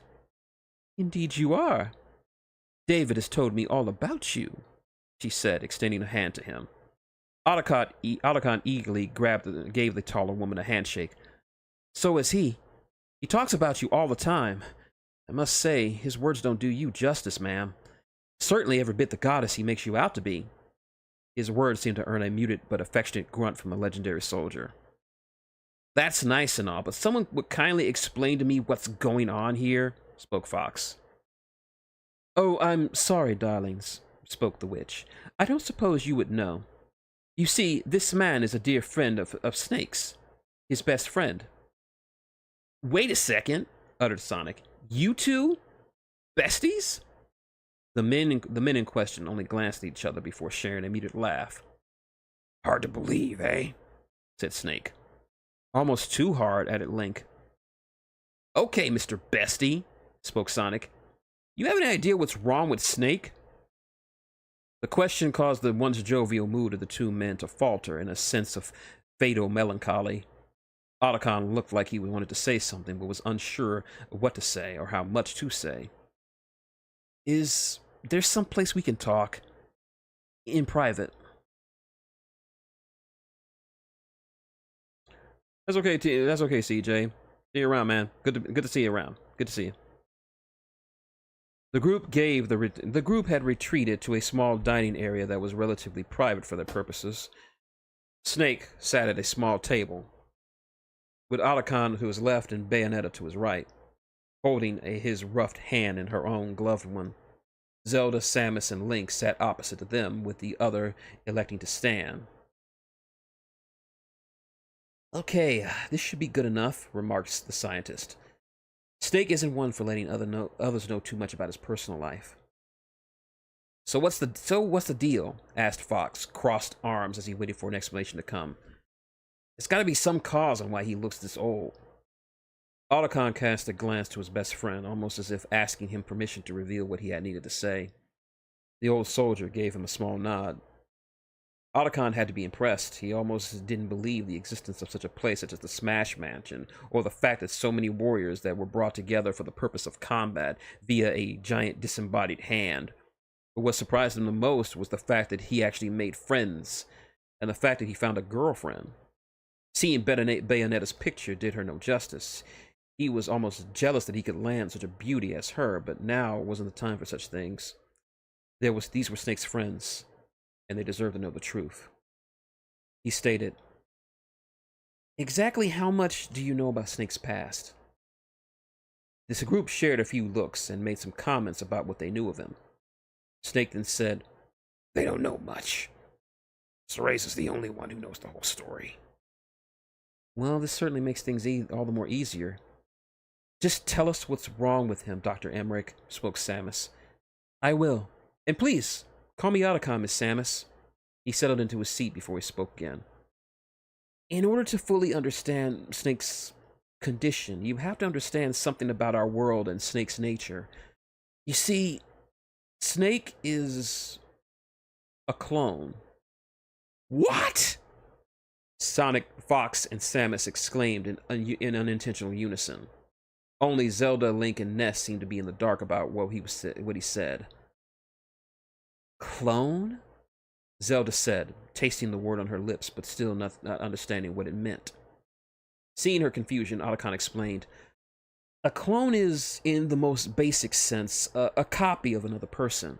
Like taking a clipping from a flower and using it to grow another flower.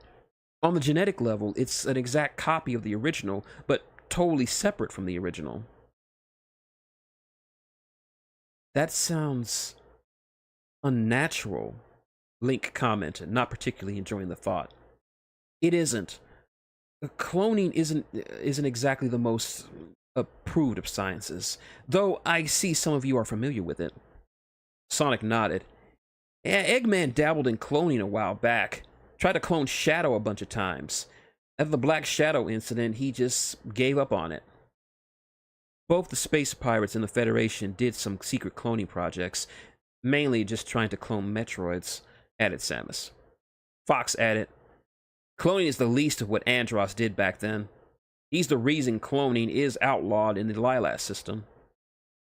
Good to know, Otacon spoke. You see, our world was under the manipulations and control of a secret organization called the Patriots. They were manipulating nearly every aspect of our world from the shadows for over half a century. Politics, military actions, economic structures, scientific discoveries, all of it dancing to the tune, Patriots. Wow, said Fox. These guys sound insidious. You don't know the half of it. They had agents and splinter organizations all over the world in nearly every nation in our world, but the core members only numbered 6. The 6 founding members. And one of them was a man who was widely considered the greatest soldier of the 20th century, a legend on the field of battle, and an icon of the age. He was the man who had the code name of Snake before our Snake. Big Boss, finished Snake. You mentioned him before, said Zelda. He was the man who trained you, and the one you killed, right? Yep, he answered. Okay, so this big boss guy was running the world with these Patriot guys, as well as training you? Asked Sonic. To a point, really, answered Otacon. The true leader of the Patriots was a man named Major Zero, Snake explained. All the members had authority within the group, but Zero was its leader. He was also Boss's CO during his time as a rookie. They were friends until the split happened. The split? Asked Ness. Both Boss and Zero had the overall same goal, unification of the world, but had different ideas on how to do it. Zero believed in manipulation and control over the populace from the shadows.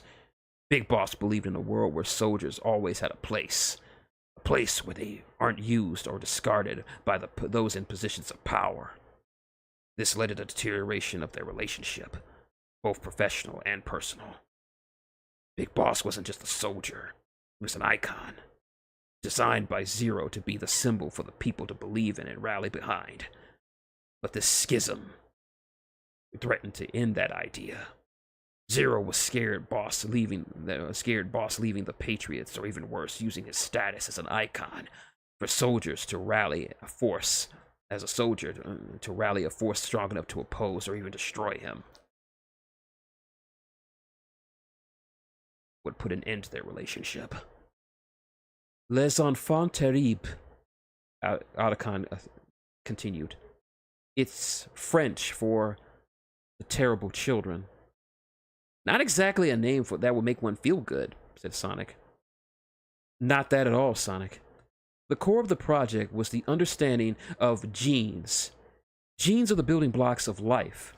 Everything we are and could be are decided by our genes. Eye color, hair color, height, weight, etc. But one of the Patriots, a scientist by the name of Dr. Clark, made a radical theory. What if all the attributes that make one a great soldier could also be the result of our genes? How strong you were in battle, how well you fought under pressure, your survivability, your mental and physical toughness. And who better to test this theory out on than the god of the battlefield? Samus absorbed all the info, probably being the only one of their little group who came the closest to understanding what they were talking about. I think I understand what the doctor's trying to talk. What the doctor was talking about. The Chozos who raised me had a similar thought that a warrior did have warfare in their blood. At least that's what they told me. Sounds like those Chozo knew a thing or two about genes. Project was set. Big Boss was sterile, he couldn't have kids at all. So they took a sample of his cells as a base. They combined it with the ovum of a Japanese assistant of the good doctor. The resulting embryos were implanted into a surrogate, one of the members of the Patriots. Eva, Snake said with a hint of sadness in his gruff voice. For all intents and purposes, she was my mother. Did you ever meet her? Asked Bayonetta. During my last mission, he answered. We met. I didn't know who she really was until she told me. Didn't get much time with her before she died. Oh man, Snake, said Sonic, voicing everyone's thoughts on the matter. From their experiment bore fruit. 2 twin sons. But they went even further with that.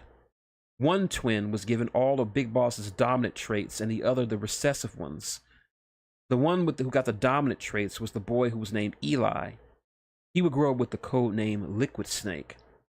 The other, as you could probably guess, was named David. And you didn't even know until the two of you met in Shadow Moses, as I recall, asked Fox. Snake just nodded. So what about Big Boss? What did he think about the project? Snake gave a small snort. He hated it. He only found out about it when it was already underway. For him, that was the last straw. He left the Patriots after that. He created his own military force to see his dream come true. An army without borders. One that would fight for any nation and flag that would have them. The divide between him and Zero couldn't be further apart. All right, I think I get everything now, spoke Link. So what does anything have to do with what's happening to you, Snake? Snake stifled another rough cough before he spat out. I was just reaching my expiration date. Everyone was left clueless by his rather cryptic statement. It was Otacon who decided to elaborate. The Patriots saw the twin snakes as more than just replacements for Big Boss. They were fail-safes in case he decided to openly go against Zero and the Patriots. And as such, they were altered in more ways than one. For one thing, Snake and David couldn't have kids. That trait was erased from their genetic makeup. Can't have your weapons thinking they're human and spreading their precious big... exclaimed Zelda, nearly jumping out of her seat in outrage. How could they just take that away from you? They didn't see us as people. Just weapons. And weapons don't need to have kids.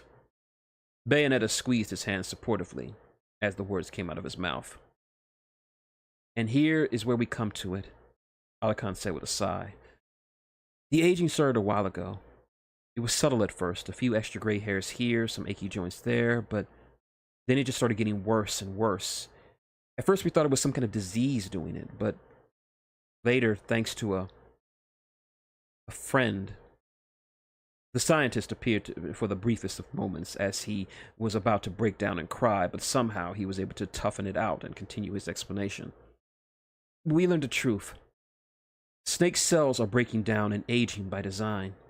The Patriots programmed this into his and Liquid's, if he had lived long enough, cells to break down once they reach a certain age. This was always going to happen. Snake is in his late 30s, but he looks far older. He was never going to live past 40. There was a hard silence in the room as his friends and girlfriend absorbed all they'd been told. First and foremost, they felt rage against these so-called Patriots for what they did to their friend. They felt pity for Snake. He put his life on the line to take his world and all worlds as he faced them alongside them. But most of all, they felt sadness for Bayonetta. They knew, despite how flirty and flighty of her nature, that she adored Snake. Her interactions with him through this whole mess were enough to show that her feelings for him were real. But there was one thing that hung in the air. A question that they all wanted asked but didn't want the answer to. A question, if asked, would put the final nail into this mess and tell them one thing. Solid Snake was dying. And in the end, it would be the one who cared for him the most who asked it. How long? Asked the Umbra Witch. A year. Maybe 2. I'm lucky. Started Sonic. It's gotta be something we can do. Or any of us can do. I mean, I could browbeat Eggman to help. He always said he's the smartest guy in the world. I say we just put him to the test. I still have some friends in the Federation, added Samus. I'm certain it wouldn't hurt to ask around and see if anyone else can help. And Sleepy's dad is the best scientist in the entire Lilas system, spoke Fox. I'm sure he could come up with something to help you, Snake. One by one, his friends offered aid and solutions to help him. Honestly, he was touched. Despite their different backgrounds, skill sets, and even species, they were still trying to save him with all they had. While Snake was optimistic, he had to be in his line of work. He was also a realist. I'm sure if we all work together, we can heal Snake and save his... started Zelda. No! He grunted out, silencing the people around him. Just... no. But Snake, you can't give up. It's all right. I'm done. I've done all I needed to do. I've accepted it. I came here because I wanted to say goodbye. feel like I owe you all that. But Snake! Snake shook his head. I've already made my peace with it. It's time for you all to do the same. Bayonetta wiped a few tears away from her lovely eyes, but seemed a bit more accepting of it. Well, there goes my surprise. You sure know how to bring down the mood, David. What are you talking about? He asked. I was going to surprise you with a gift. You could still... Hold on. You could still give it to me. I'll take anything you give me, Cereza. Oh, trust me, darling. I'll be giving it to you in more than one way. With that, the witch took Snake's hand and placed it on her stomach. What are you? He stuttered up. She merely smiled lovingly at him. You've got one more good reason to live. Some time ago. You want me to what? Rodan yelled as he looked across his friend from his friend and best customer. Bayonetta sat at his bar, casually as ever, but very serious in her request of him. You heard me, she said, sucking on one of her favorite lollipops. I want you to help me get knocked up. The bartender gave a rueful chuckle. Look here, Bayonetta. I like you well enough, but don't ask me to screw you or anything. Of course not, Rodan. I'm not asking you to fuck me. I just need your help to do it. Don't see how I can help you with that. What about Soldier Boy? He asked, referring to her significant other. He not up to the task? Oh, trust me, dear, she said with a catty smirk. David is more than capable of doing it. Then there's got to be more to it. Indeed. He does not have what you call a natural origin. The dark-skinned mage arched an eyebrow behind his shades. Genetic manipulation? The witch then reached into her purse and removed a small vial of red liquid that Rodan assumed was blood. See for yourself. Rodan took a hold of the vial and opened the top of it before taking a whiff. Almost instantly, he recoiled in disgust, as if someone had placed a plate of dog shit under his nose. Woo! He grunted. You weren't kidding, Bayo. He took another cautious sniff. Again, she shied away from the liquid. I don't know who it was, but they did a number on your boy. I'm smelling all kinds of genetic mojo. Genome blockers, cell mods, and I'm smelling a bunch of shit that I can't even ID. What do you think? He resealed the vial and placed it on the bar, heavy in thought of her request of him. It's possible. That's your answer? She asked incredulously. Only possible? Best I can do, he answered. This is human science, a bit out of my wheelhouse. If this were something to do with Inferno or Paradiso, it would be easy. But this is this human bullshit, I'd just be making a mess of myself. What would it take? Rodan was deep in thought for a moment, scratching his chin with his hand.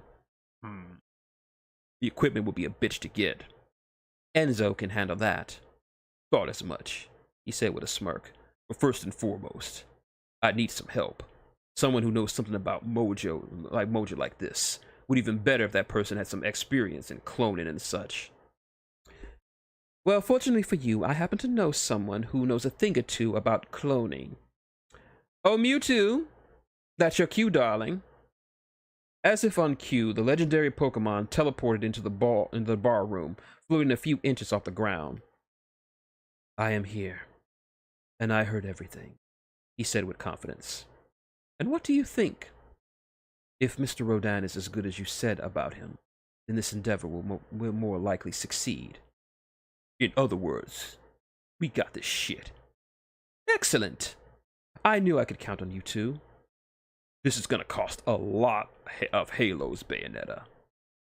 Well then, she said as she stood up from her bar stool, preparing to summon her pistols. I'll go make a withdrawal. Hey, he called out as she started to strut out of the bar. Is this guy really worth all this trouble? The witch stopped in her tracks. I ever seen her from her. He is more than worth it. What are you saying? uttered Snake, unable to believe what she was implying. Congratulations, David, she said with pride. You're going to be a daddy. To say everyone around them was shocked could be certainly an understatement. There were gasps, a few laughs, and some cheers. Otacon leapt out of his seat that would give Mario pause. Is this for real? You're not joking? Nope. Confirmed it with Dr. Mario. I'm 3 weeks along. Otacon let out a cry of joy as he gave his best friend a hard hug from the side. Snake! A father! You're going to be a father! He cried. He'd always wanted to be a father, like a proper father. But he had learned early on that he wasn't able to have kids, hence why he and Meryl didn't work out. And yet here he was, at the end of his life, now being suddenly told that he was going to be a father. Is it? He murmured, pointing to himself. Yes, Bayonetta reassured him. You don't need to know the specifics. Just know the child is ours. Yours and mine. How do you feel? I'm not sure, he tried to explain. But I'm happy. But what can I do for it? What do you mean, Snake? Asked Otacon. I may live long enough to see it born, but I won't be able to raise it with you, Cereza. Child needs a father. What good can a dead man be? Just be glad a piece of you will be out there in the world. That's more than enough. Leave something for them, something to teach. You could write a letter, suggested Bayonetta. I'll do you one better, spoke the bounty hunter. How about a hollow message? Beats pen and paper. Wait a second, said Otacon. You have access to holographic tech? Samus simply nodded. It's pretty common where I'm from. Wow. I'd love to study it sometime, he said, letting his inner nerd come out for a brief moment. But I guess it can wait. What do you say, David? Let's give our little one a message from Daddy. He grunted. I suppose it's better than nothing. There was a small chorus of cheers as they found some light of hope in Snake's grim future. Hard to believe he's not gonna be here anymore, Sonic said as he relaxed in his favorite spot in the complex, Zelda's lap. They sat under the tree, enjoying the sun, with Sonic's head resting comfortably in his girlfriend's lap. There would be some time before everything was set up for Snake's message, so they decided to relax and process everything that happened. Still can't wrap my head around it. Zelda lazily stroked his azure quills. I understand. I always thought that Snake would be too tough to die. And we learned more about him today than we had of all these years he's been here, he lamented. And to think he was a clone, and treated so poorly, too. If those monsters who created him were still alive, she said with an unusual level of venom in her voice. Never seen you so vindictive, Zelda. I know, it's just not fair. Snake's a hero. He just didn't deserve to have his life cut so short. I know what you mean. I mean, dealing with Eggman is one thing, but I'd deal with old wide butt than those I still deal with old wide butt than those so-called patriots. At least not without giving them a proper beating for all they did to Snake. Now who's sounding vindictive? She joked. Yeah, sticking up for a friend, babe. The princess let out a sigh. To think this would all take away and they would take away his ability to be a father. Sonic shook his head.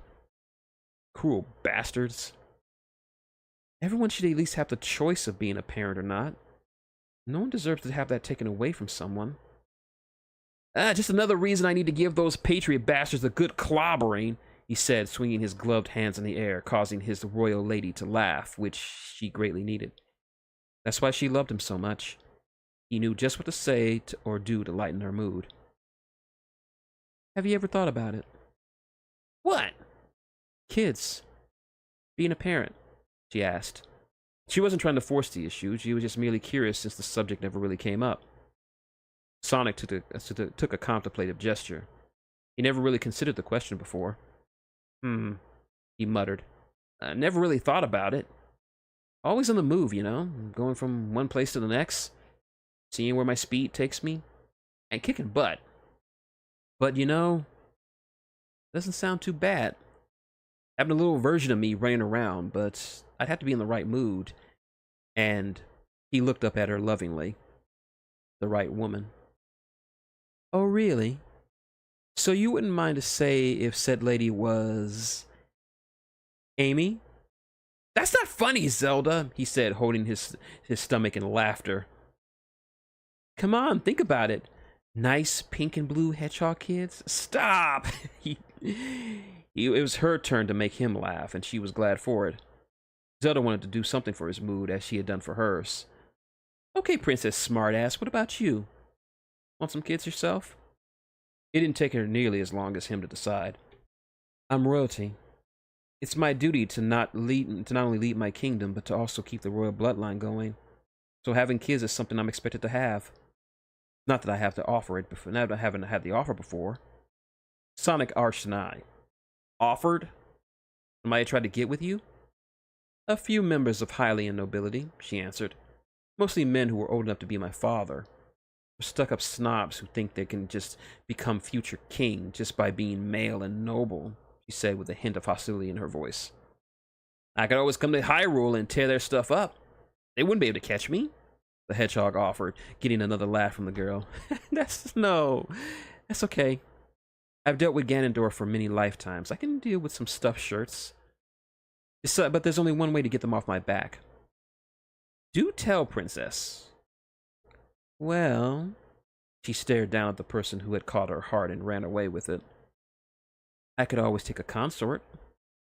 What's that? It's like a royal lover.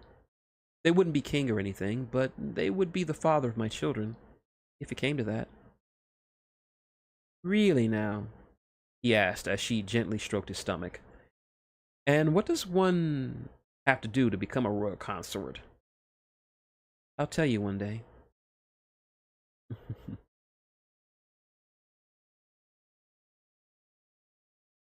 Air, complained Fox as he watched Ness moving some of the heavier hollow equipment with his immense psychic power. Work smarter, not harder, the kid said to the ice pilot. Don't complain, said Samus, as she and Link carried the other pieces of the needed equipment. Just be glad you aren't carrying it yourself. I know. This makes me wish I had psychic powers.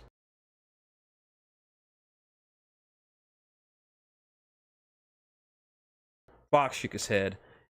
She's not that kind of psychic that Ness and Mewtwo are.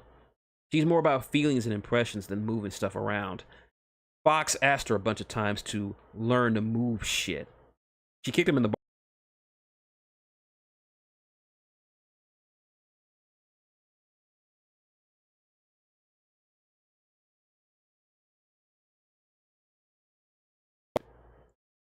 Sorry about that.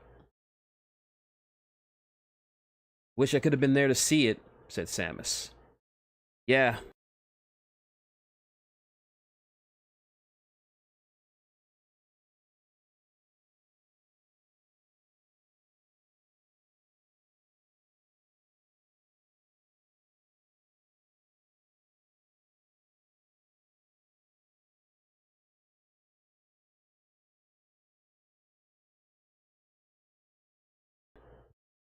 Hello.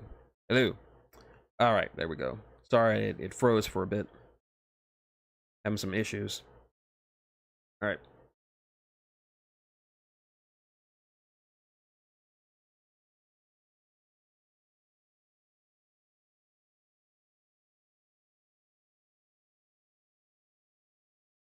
Hello. Hold on. Uh, uh, something's up with my mic. Try this again.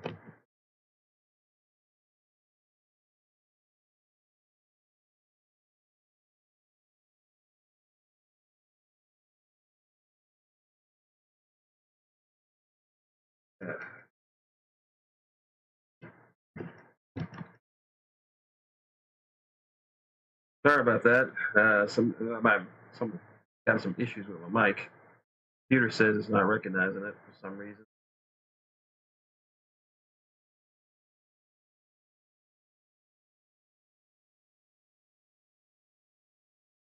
Hello.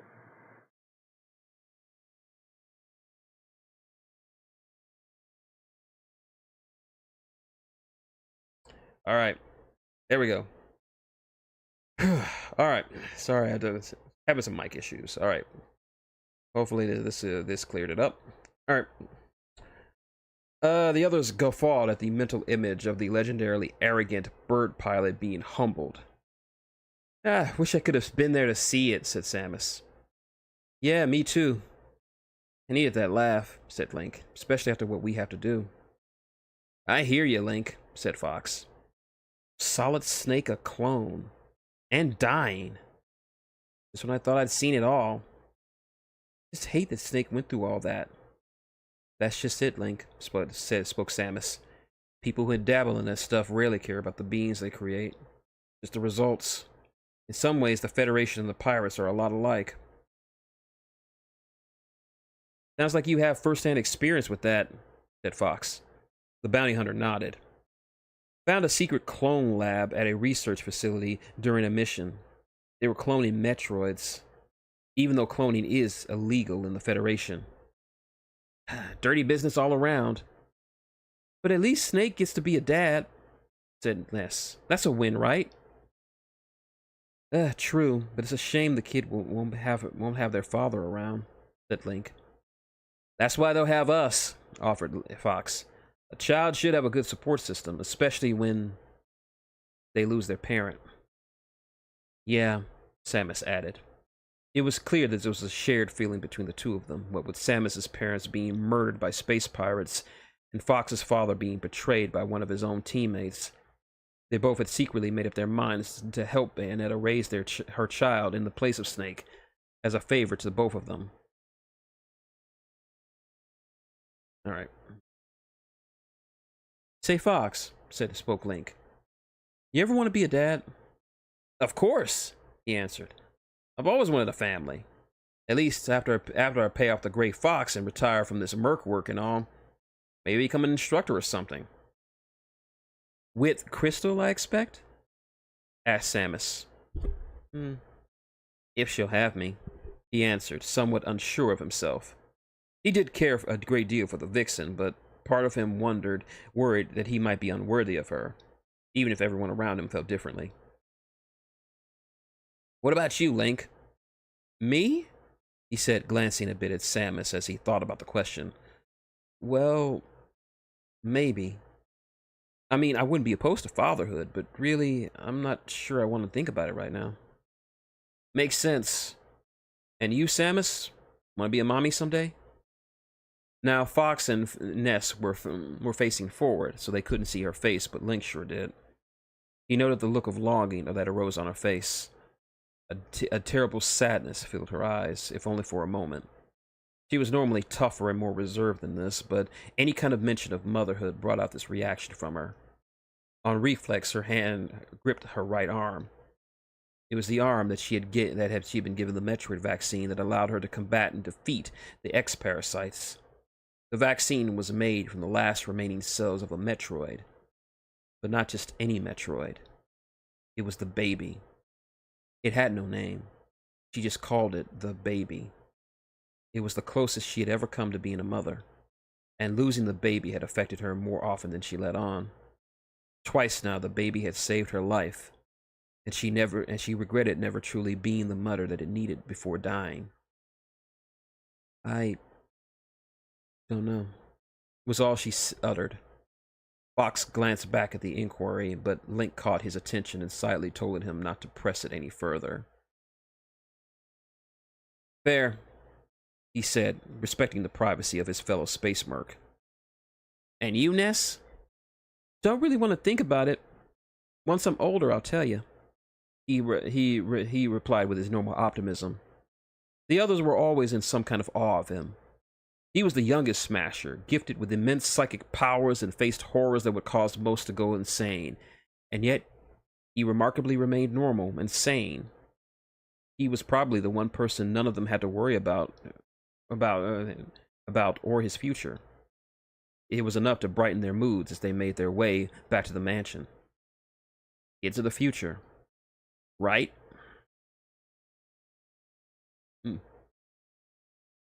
Solid Snake was not having a good time. By the time the gear was set up for his message, he was sadly in midst of one of his now normal coughing fits. Bayonetta sat next to him, patting his back as he coughed harshly. It was rather disturbing to all of them. They had never seen Snake sick since he had been there. He was always the stoic wall of professionalism and heart and strength from a lifetime of service, and here he was, dying and sounding like he was about to upchuck a lung. There, David, just cough it up. Bayonetta whispered in his ear, offering her own support. Hang in there, Snake, he said, in his hand a small gray syringe, which he jabbed into his friend's neck without hesitation. After a few more moments, Snake's hoarse coughing began to slowly peter out and soon all but stopped. It was replaced with Snake's heavy breathing as he tried to catch his breath. Otacon wiped his forehead in relief. Oh, thank goodness. What is that? Asked Zelda, pointing to the syringe. A special type of enzyme that interacts with the nanomachines in Snake's blood. It's the only way to stabilize his condition, but it's becoming less and less effective over time. Soon it won't be able to help him at all. Is that all? Asked Samus. What do you mean? If that's all you need to keep him from coughing, then I might have something to get something back at my gunship. It's part of the basic first aid kits the Federation Marine units. It's mainly used to help with exposure to planets with hazardous atmospheres. Samus, I told you, Snake gasped. But I can at least make your life a little bit easier. And don't give me that stoic soldier bullshit, Snake. I'm not going to sit back and let you suffer like that. You get me? Link smiled to himself. Samus may seem like the cold and distant, but in reality, she cared deeply for her friends. It was part of why he loved her so much. Snake wanted to say something back to her, but the bounty hunter wasn't going to let it drop, and neither was anyone else around him. Fine. I guess I could try it. Good boy, said Samus. Well, it certainly seems that's a weight off my shoulders, Otacon said. So are we ready? We can wait. We can wait until he gets his air back. Snake felt like a metal gear was sitting on his chest. His pride wouldn't let him say it outright, but he was glad for her suggestion. His lungs were on fire, and his heart felt like it wanted to break out of his chest. In a word, he felt like crap. But he wasn't sure if he could. He wasn't sure he could go through it. But seeing so much support from him gave him the soldier the strength needed to push through. Plus, he wanted to look as strong as possible for his child to see. Bad enough that he was going to look so old to them. He didn't want them seeing him all kinds of stick. Otacon. I have a favor. The scientist grinned. I think I have an idea what it is. Think you know me so well. Well, I have to, you know. Who else could deal with your stubbornness? Snake pulled out his own smile. If you had told him years ago that the lovelorn nerd who pissed his pants on Shadow Moses would become his best friend, he would say you're insane. Even though they had very little in common, they were able to connect with each other on a personal level. Snake couldn't honestly say that he would have been able to do the things he does, or have done, without Otacon at his side. Still, I want to say it. Otacon, can you look after my kid? Keep an eye on them. If they're going to be anything like me, I need someone like you. Snake, on the soul of my sister, I'll do whatever I can for your child. He punctuated his promise with a pat on the shoulder. Snake knew how much Emma meant to him, so he knew he was serious about it. And what am I, chopped liver? Quipped Bayonetta. No, you'd be hamburger. Tasty and all. The witch smiled at his joke and gave him a tender kiss on his scarred face. Ah, such a charmer, David. It's no wonder I let you slide up into my guts. Snake gave a grunted laugh. Just being myself. Just wanted to say thank you for doing this for me and just sticking around this old killer as long as you have. Well, we killers have to stick together. And I don't plan on leaving your side for a good long time. That goes for all of us, Snake, said Sonic as the others nodded in agreement. Whatever little time he had left, he was going to be around friends and loved ones. I think I'm ready. Good. Let's let him have the stage, Dr. Hal. The pair left Snake alone on his seat as he sat straight and strong, praying and hoping his fits were done for now. As he watched Samus and Fox program and prep the hollow gear, he began to wonder what he was going to say. Here was a man who fought giant walking tanks, vampires, super soldiers, robots, other tanks, fought his father and brother, and saved the world on more than one occasion, and yet he never felt so nervous from simply recording a message to a person who hasn't been born yet. He always fought for the future, and now he was going to talk to them. Ready. Ditto. Report with a pointed finger, she signaled for him that the recording had begun.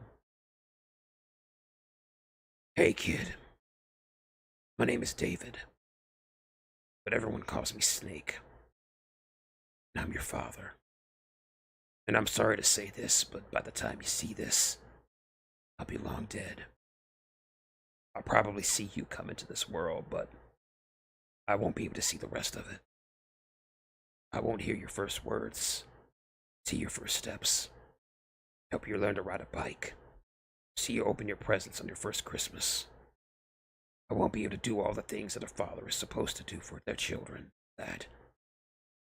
I'm sorry. You may hate me for that, and I accept if that's the way you feel. I didn't have a regular childhood.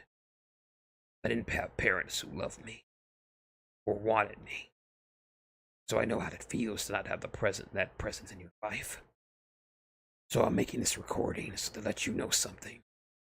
Something I wish someone had told me when I was growing up. I'm happy that you're alive. I thought I would never be a father because of how I was created. That is until your mother came around.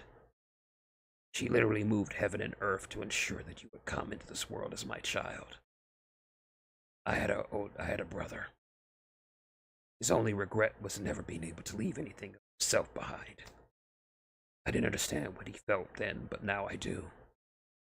There is something special about knowing that there is someone in this world with your blood running in and running around in it. You will become my legacy.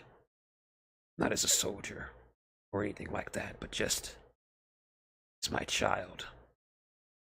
And you're going to have a bunch of folks to care about you. You'll have an aunt with red hair who'll tell you stories about me like I'm a legend or something. An uncle who probably can control his bowels, but he's tough as nails. A teacher who'll see that you will not grow up as a weapon and teach you a thing or two about tracking. Maybe the sword if you want. And another uncle who seemed like a nerd, but I love him like a brother. So listen to him as much as you can. You'll have others to watch out for you, and if I'm right, you'll have a bunch of cousins to play with in the near future. Most of all, you'll have a mother who will love you so much. So you watch out for her, you hear? I don't know what kind of world you'll live in, but I hope it's a better one than I'm leaving. I fought hard to create a better world for you and those kids to live in. But if there's one thing you can take away from this message, this: no matter what person you grow up to be, just know that I love you. Father loves you. Take care, kid.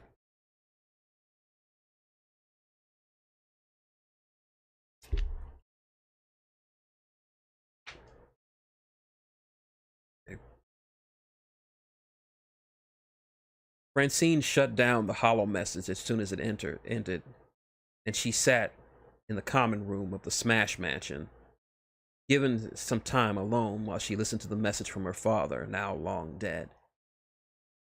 Pikapi! She looked down through her glasses to see at the Pikachu who skittered into the room and smiled with her hand out. "Hey, Ocelot," she said as he came over and ran his chinks against her gloved hand. "Worried about me?" "Pikapi." "Thank you." When her mother told her about this message, Francine, or Frankie to her friends, wasn't sure how to react. To be able to see and hear her father was something she had given up on when she was around 10. Outside of the stories that her Uncle Hal and Aunt Meryl had told her, she didn't know him. Stories weren't enough. She wanted to know about him as a man. Now she got her wish, and she felt something stir in her. A feeling she had been missing her entire life. The love and pride of a father. She rose from the couch, feeling the familiar feeling of her black and gray sneaking suit that was gifted to her by Master Raiden on her 14th birthday. That and the high-frequency blade she practiced with on a daily basis. People often said she took a lot from her mother, but it was only an appearance. She had short raven black hair like her mother and a mole under her right eye, but her eyes were notably gray, like her father's. But that's where the similarities to her mother stopped. In terms of personality, she was the total opposite of her, reserved, stoic, with a dry sense of humor. Indeed, she was more like her father than anyone knew, and that included her choice of combat style. She favored CQC over magic spells. It didn't matter much to Bayonetta. She just wanted her daughter to decide her own path in the world, even if it meant she didn't want to be a witch. "Come on, let's get some air." "Pika!" Ocelot chirped happily as he followed along behind her as she walked out of the common room. Ocelot didn't belong to Frankie in any way, since she wasn't a trainer. He had just grown attached to her over the years and enjoyed her company, so much so that he let her name him. It was the name from someone whom her father had fought many years ago, and based on what she learned about him, she thought he was pretty badass. Frankie exited the mansion and spotted her friends, or in some cases, people she considered siblings. The one thing she was thankful for was that all the other kids she grew up with at the mansion. Her father was right in that regard. She was never lonely. Her walking was stopped by a familiar gust of wind and azure blue around, all of it heralding the arrival of one of her best friends. "Frankie!" Princess Sonia said, stopping right in her face. "You're back!" That was obvious, Sonia," she replied. Sonia was a ball of energy and excitement, something she'd gotten from her adventure of her father. Her long blue hair made her stand out immediately in a crowd. She was certainly a royal beauty like her mother, the queen of Hyrule, but that cocky smile of hers was all her father.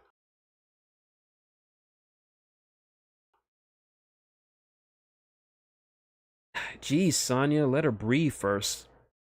The new voice belonged to Sonia's little brother, Adam, which was strange since he was not only a year older than her, but they weren't even related. But as early as she could, her little brother. It annoyed him at first, but he had just adapted to it. Fitting, since he did inherit his mother's Chozo-enhanced genes, thus giving him a strong and fit body. Adam looked much like his father, but with long blonde hair. "I just want to know what was in the message," Sonia said excitedly.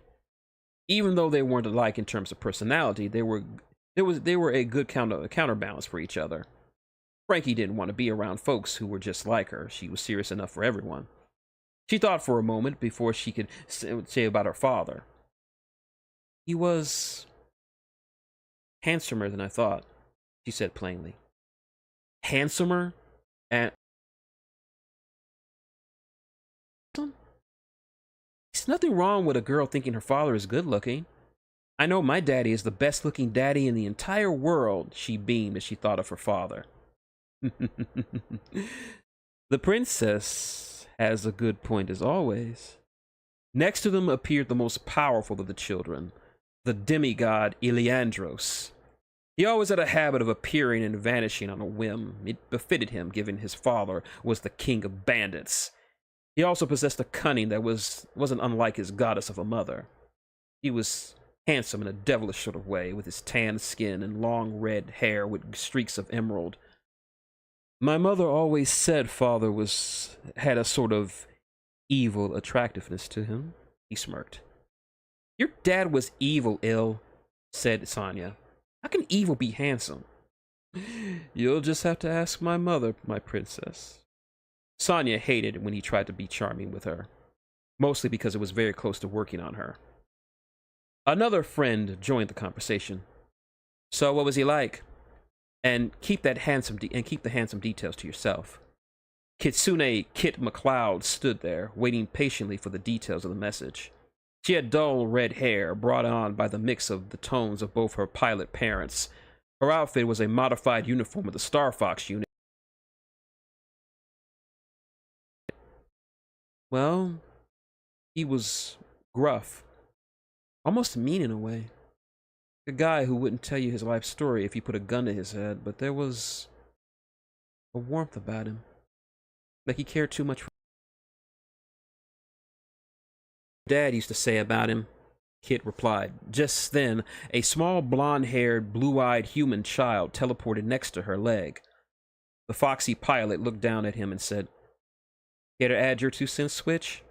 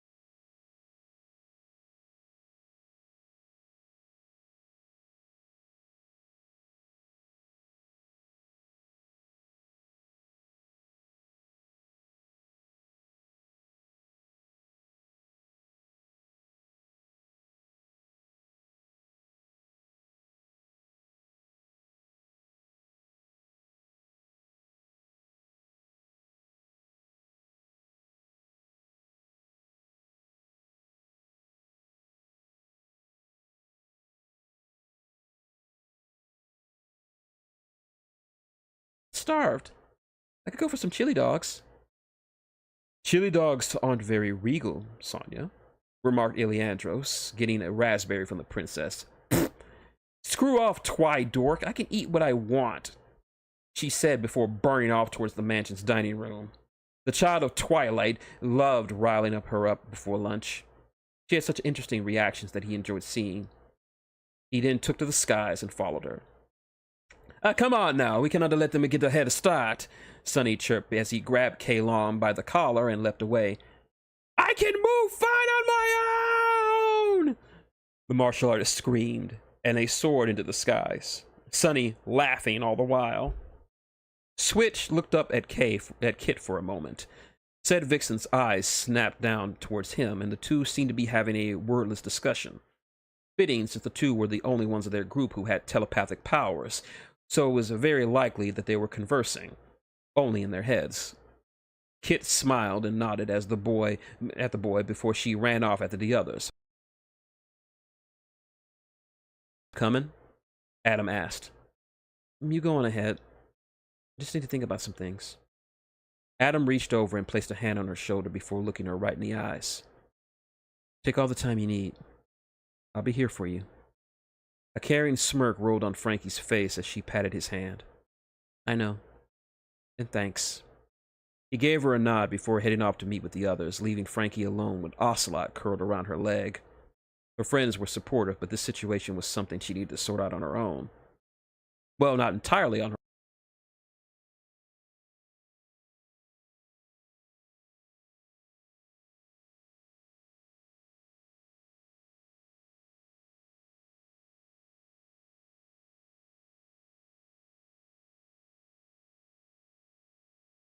or reserved for those smashers who would God-tier powers. And the one person she needed to talk to would be here, though he would never consider himself a god. Hello? Are you here? She called out, seeming to an empty room. After a few moments, she felt a familiar buzzing on the back of her neck. It was the telltale sign that he was there and he was making his presence known. Mewtwo descended from the starlit ceiling and sat and floated down right in front of her. Ocelot shied away from him a bit, still very much intimidated by the presence of a legendary such as he. Hello, child.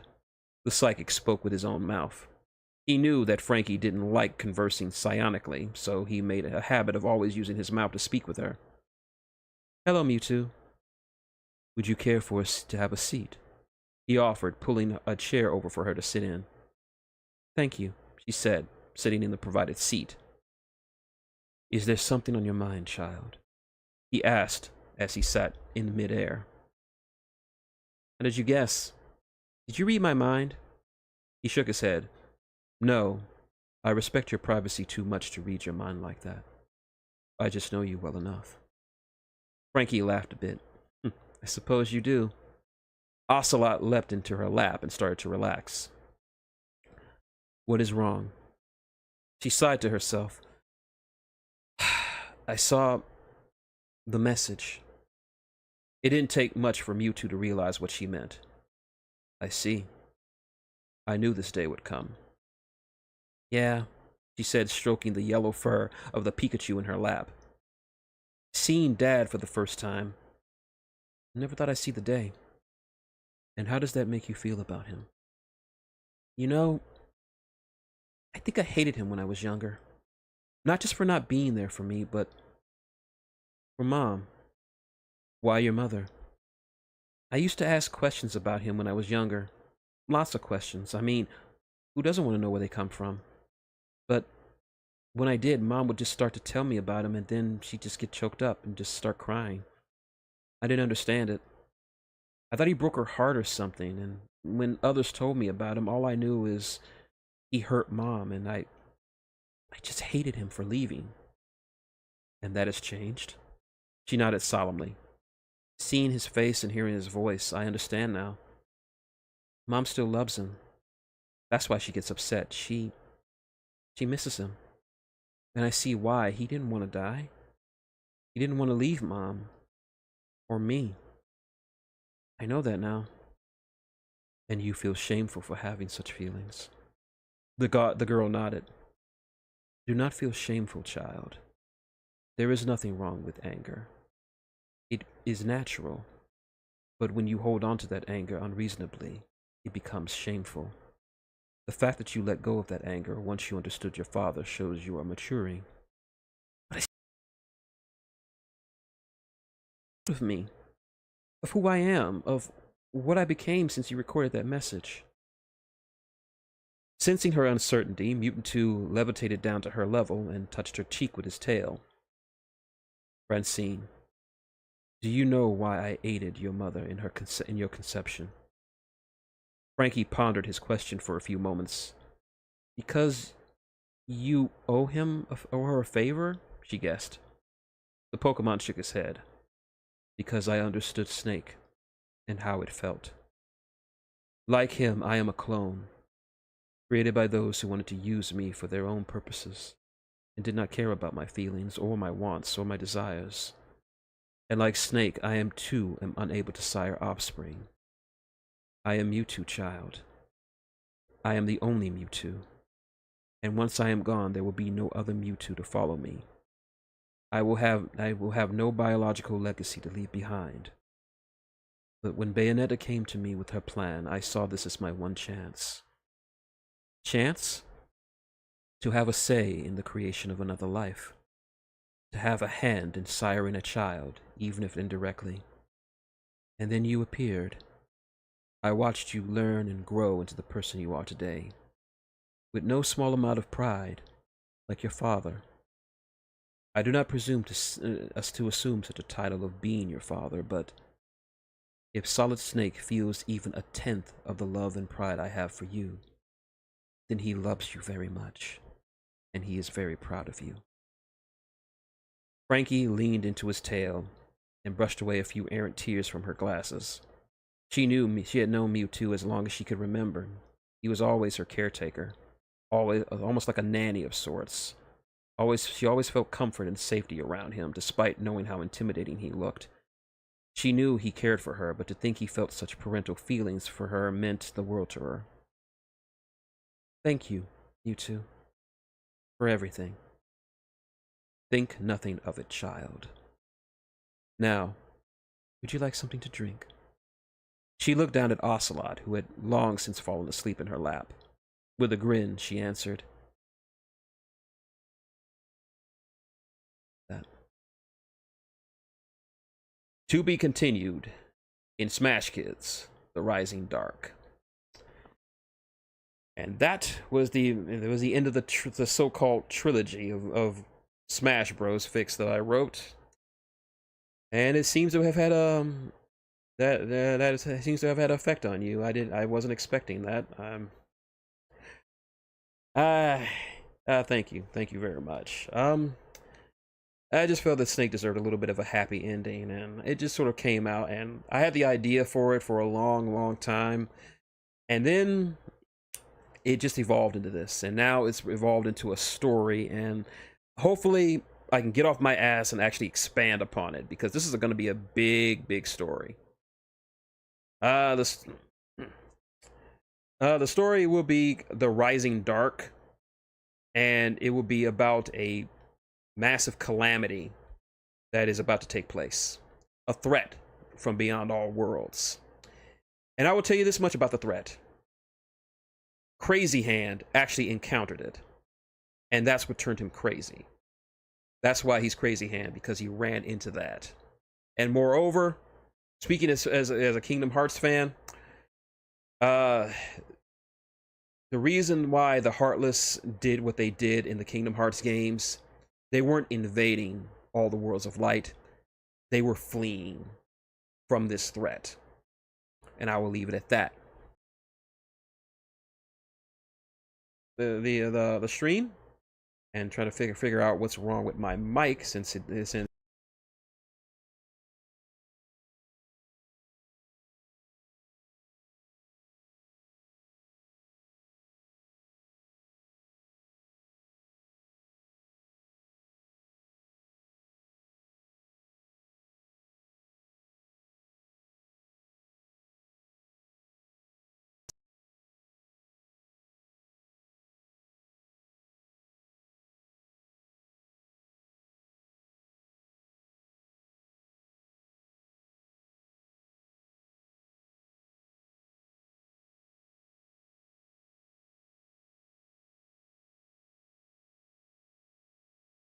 Sorry about that. But if it sounds different, I'm switching between my mics, because for some reason my external mic isn't picking up sound like it should.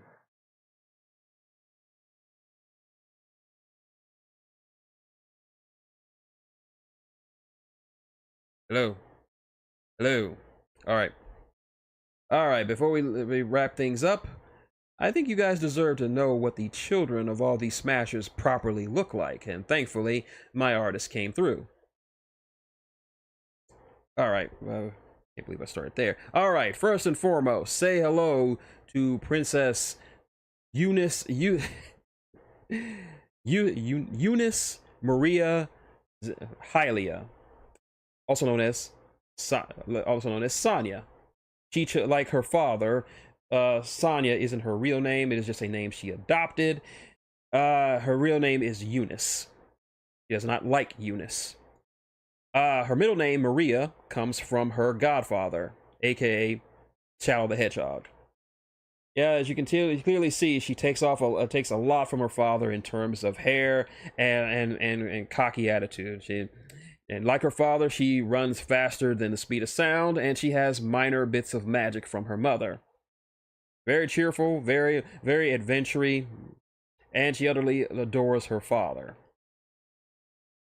Yep.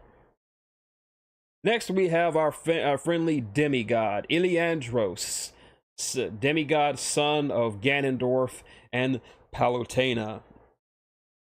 He's called Iliandros because he's named after the Iliad, the epic poem that Palutena liked. Very mischievous, extremely powerful considering who his parents are. Fun fact, he has the ability of being able to come and go from the realm of the dead, Hades, anytime he wishes, because, believe it or not, he was actually conceived in the fields of Elysium. Palutena and Ganondorf were a freaky couple. They got it on in the land of the dead, so he can come and go as he pleases.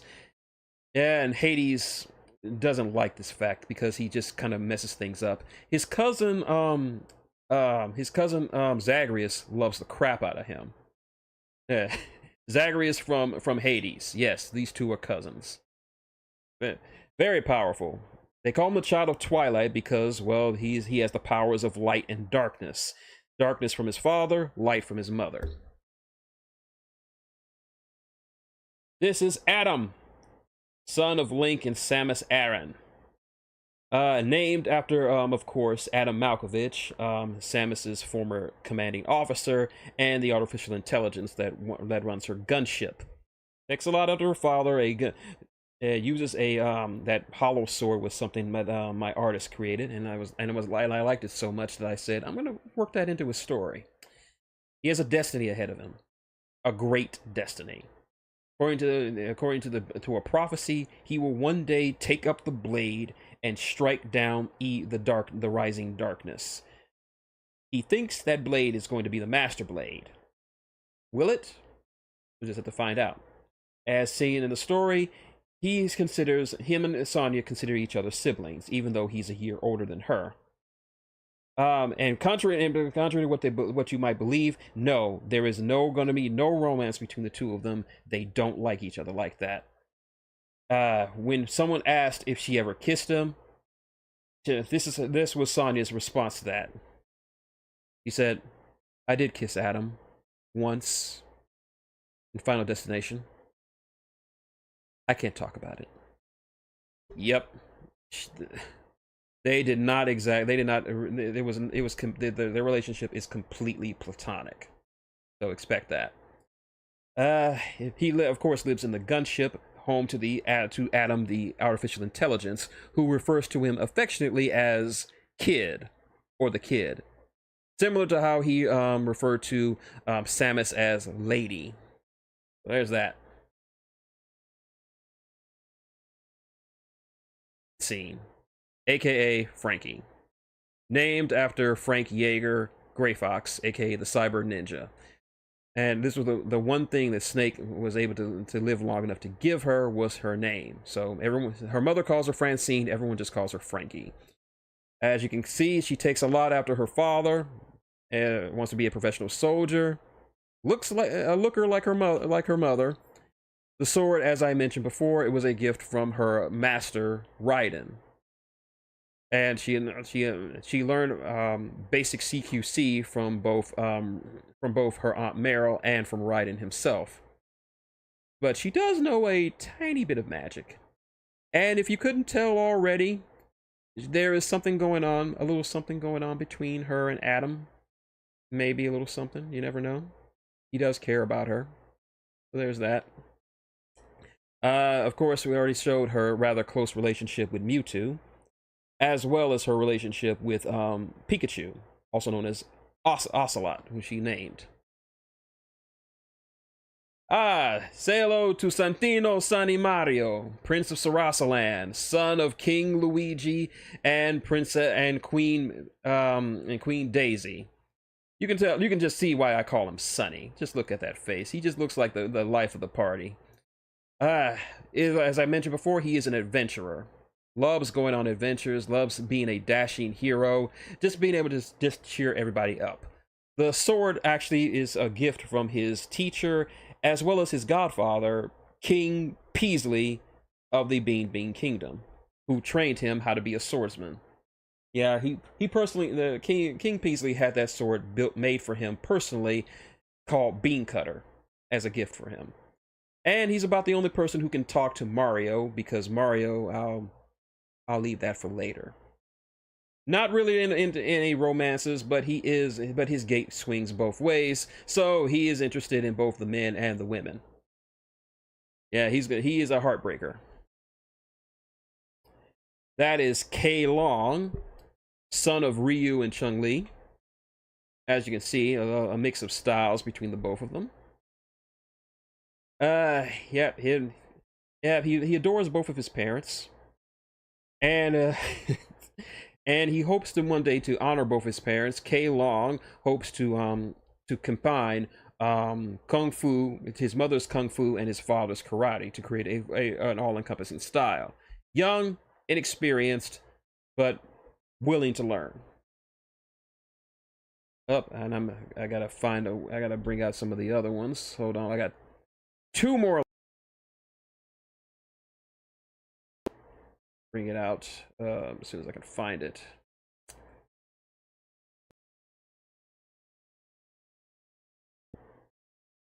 Add source. Add source.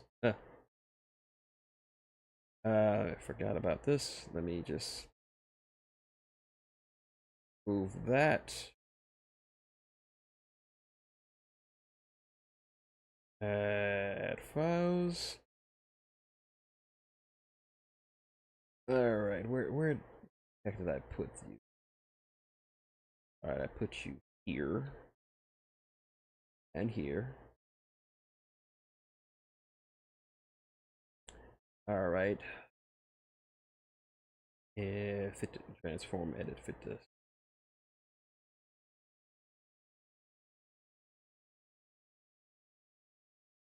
All right, let me get rid of. All right.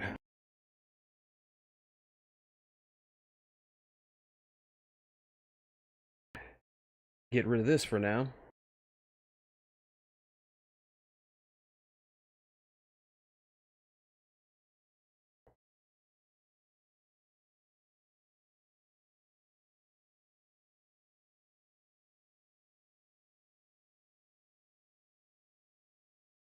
Manual.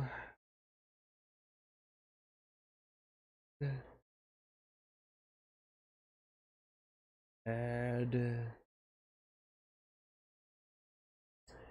And transform. All right, we got the last two. Say hello to Switch, the son of Ness and Paula from Earthbound. I named him Switch because of the naming conventions. I mean, the first protagonist of the first Earthbound game was named Ninten because it came out on the Nintendo 64. The original NES, and Ness was named, of course, after the NES. So I figured I'd call him Switch. As befitting him, he has immense psychic powers, so immense that Mewtwo actually had to put some limiters in his brain to prevent him from using all of them until he was mature enough to actually use them all. So his powers are sort of limited to telekinesis, which allows him to fly, and telepathy, which he uses to communicate with other people. As noted in the story, he has an extremely high IQ despite being only a kid. And he can teleport. He learned that from his from one of his uncles, Prince Pooh of the Lamb. Although his teleporting is a little bit better than both his father.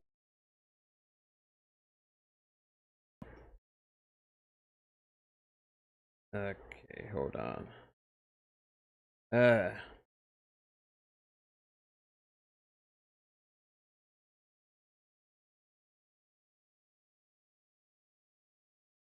All right. And finally, we have Kitsune Kit McCloud, daughter of Fox McCloud and his wife Crystal. Excellent pilot. Still not ready for it to be a member of Star Fox just yet. Received extensive training from both Falco Lombardi and Wolf O'Donnell, who she says isn't really that bad of a guy, despite what her parents say about him. Yep, very like her mother. She has the telepathic abilities. Hence why she and Switch have a very close relationship. No one knows exactly the exact depth of how deep it goes. It's just they're always with each other. They're always having these private conversations mentally.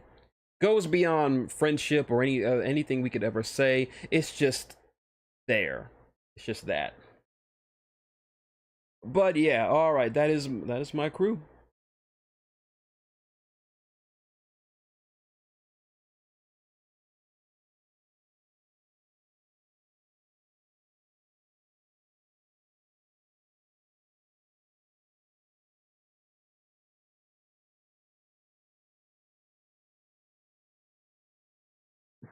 All right, I'm gonna have to do the internal mic for this one because this one is messing up on me, and I hope it's not crapping out on me because I do not have the money to buy another mic.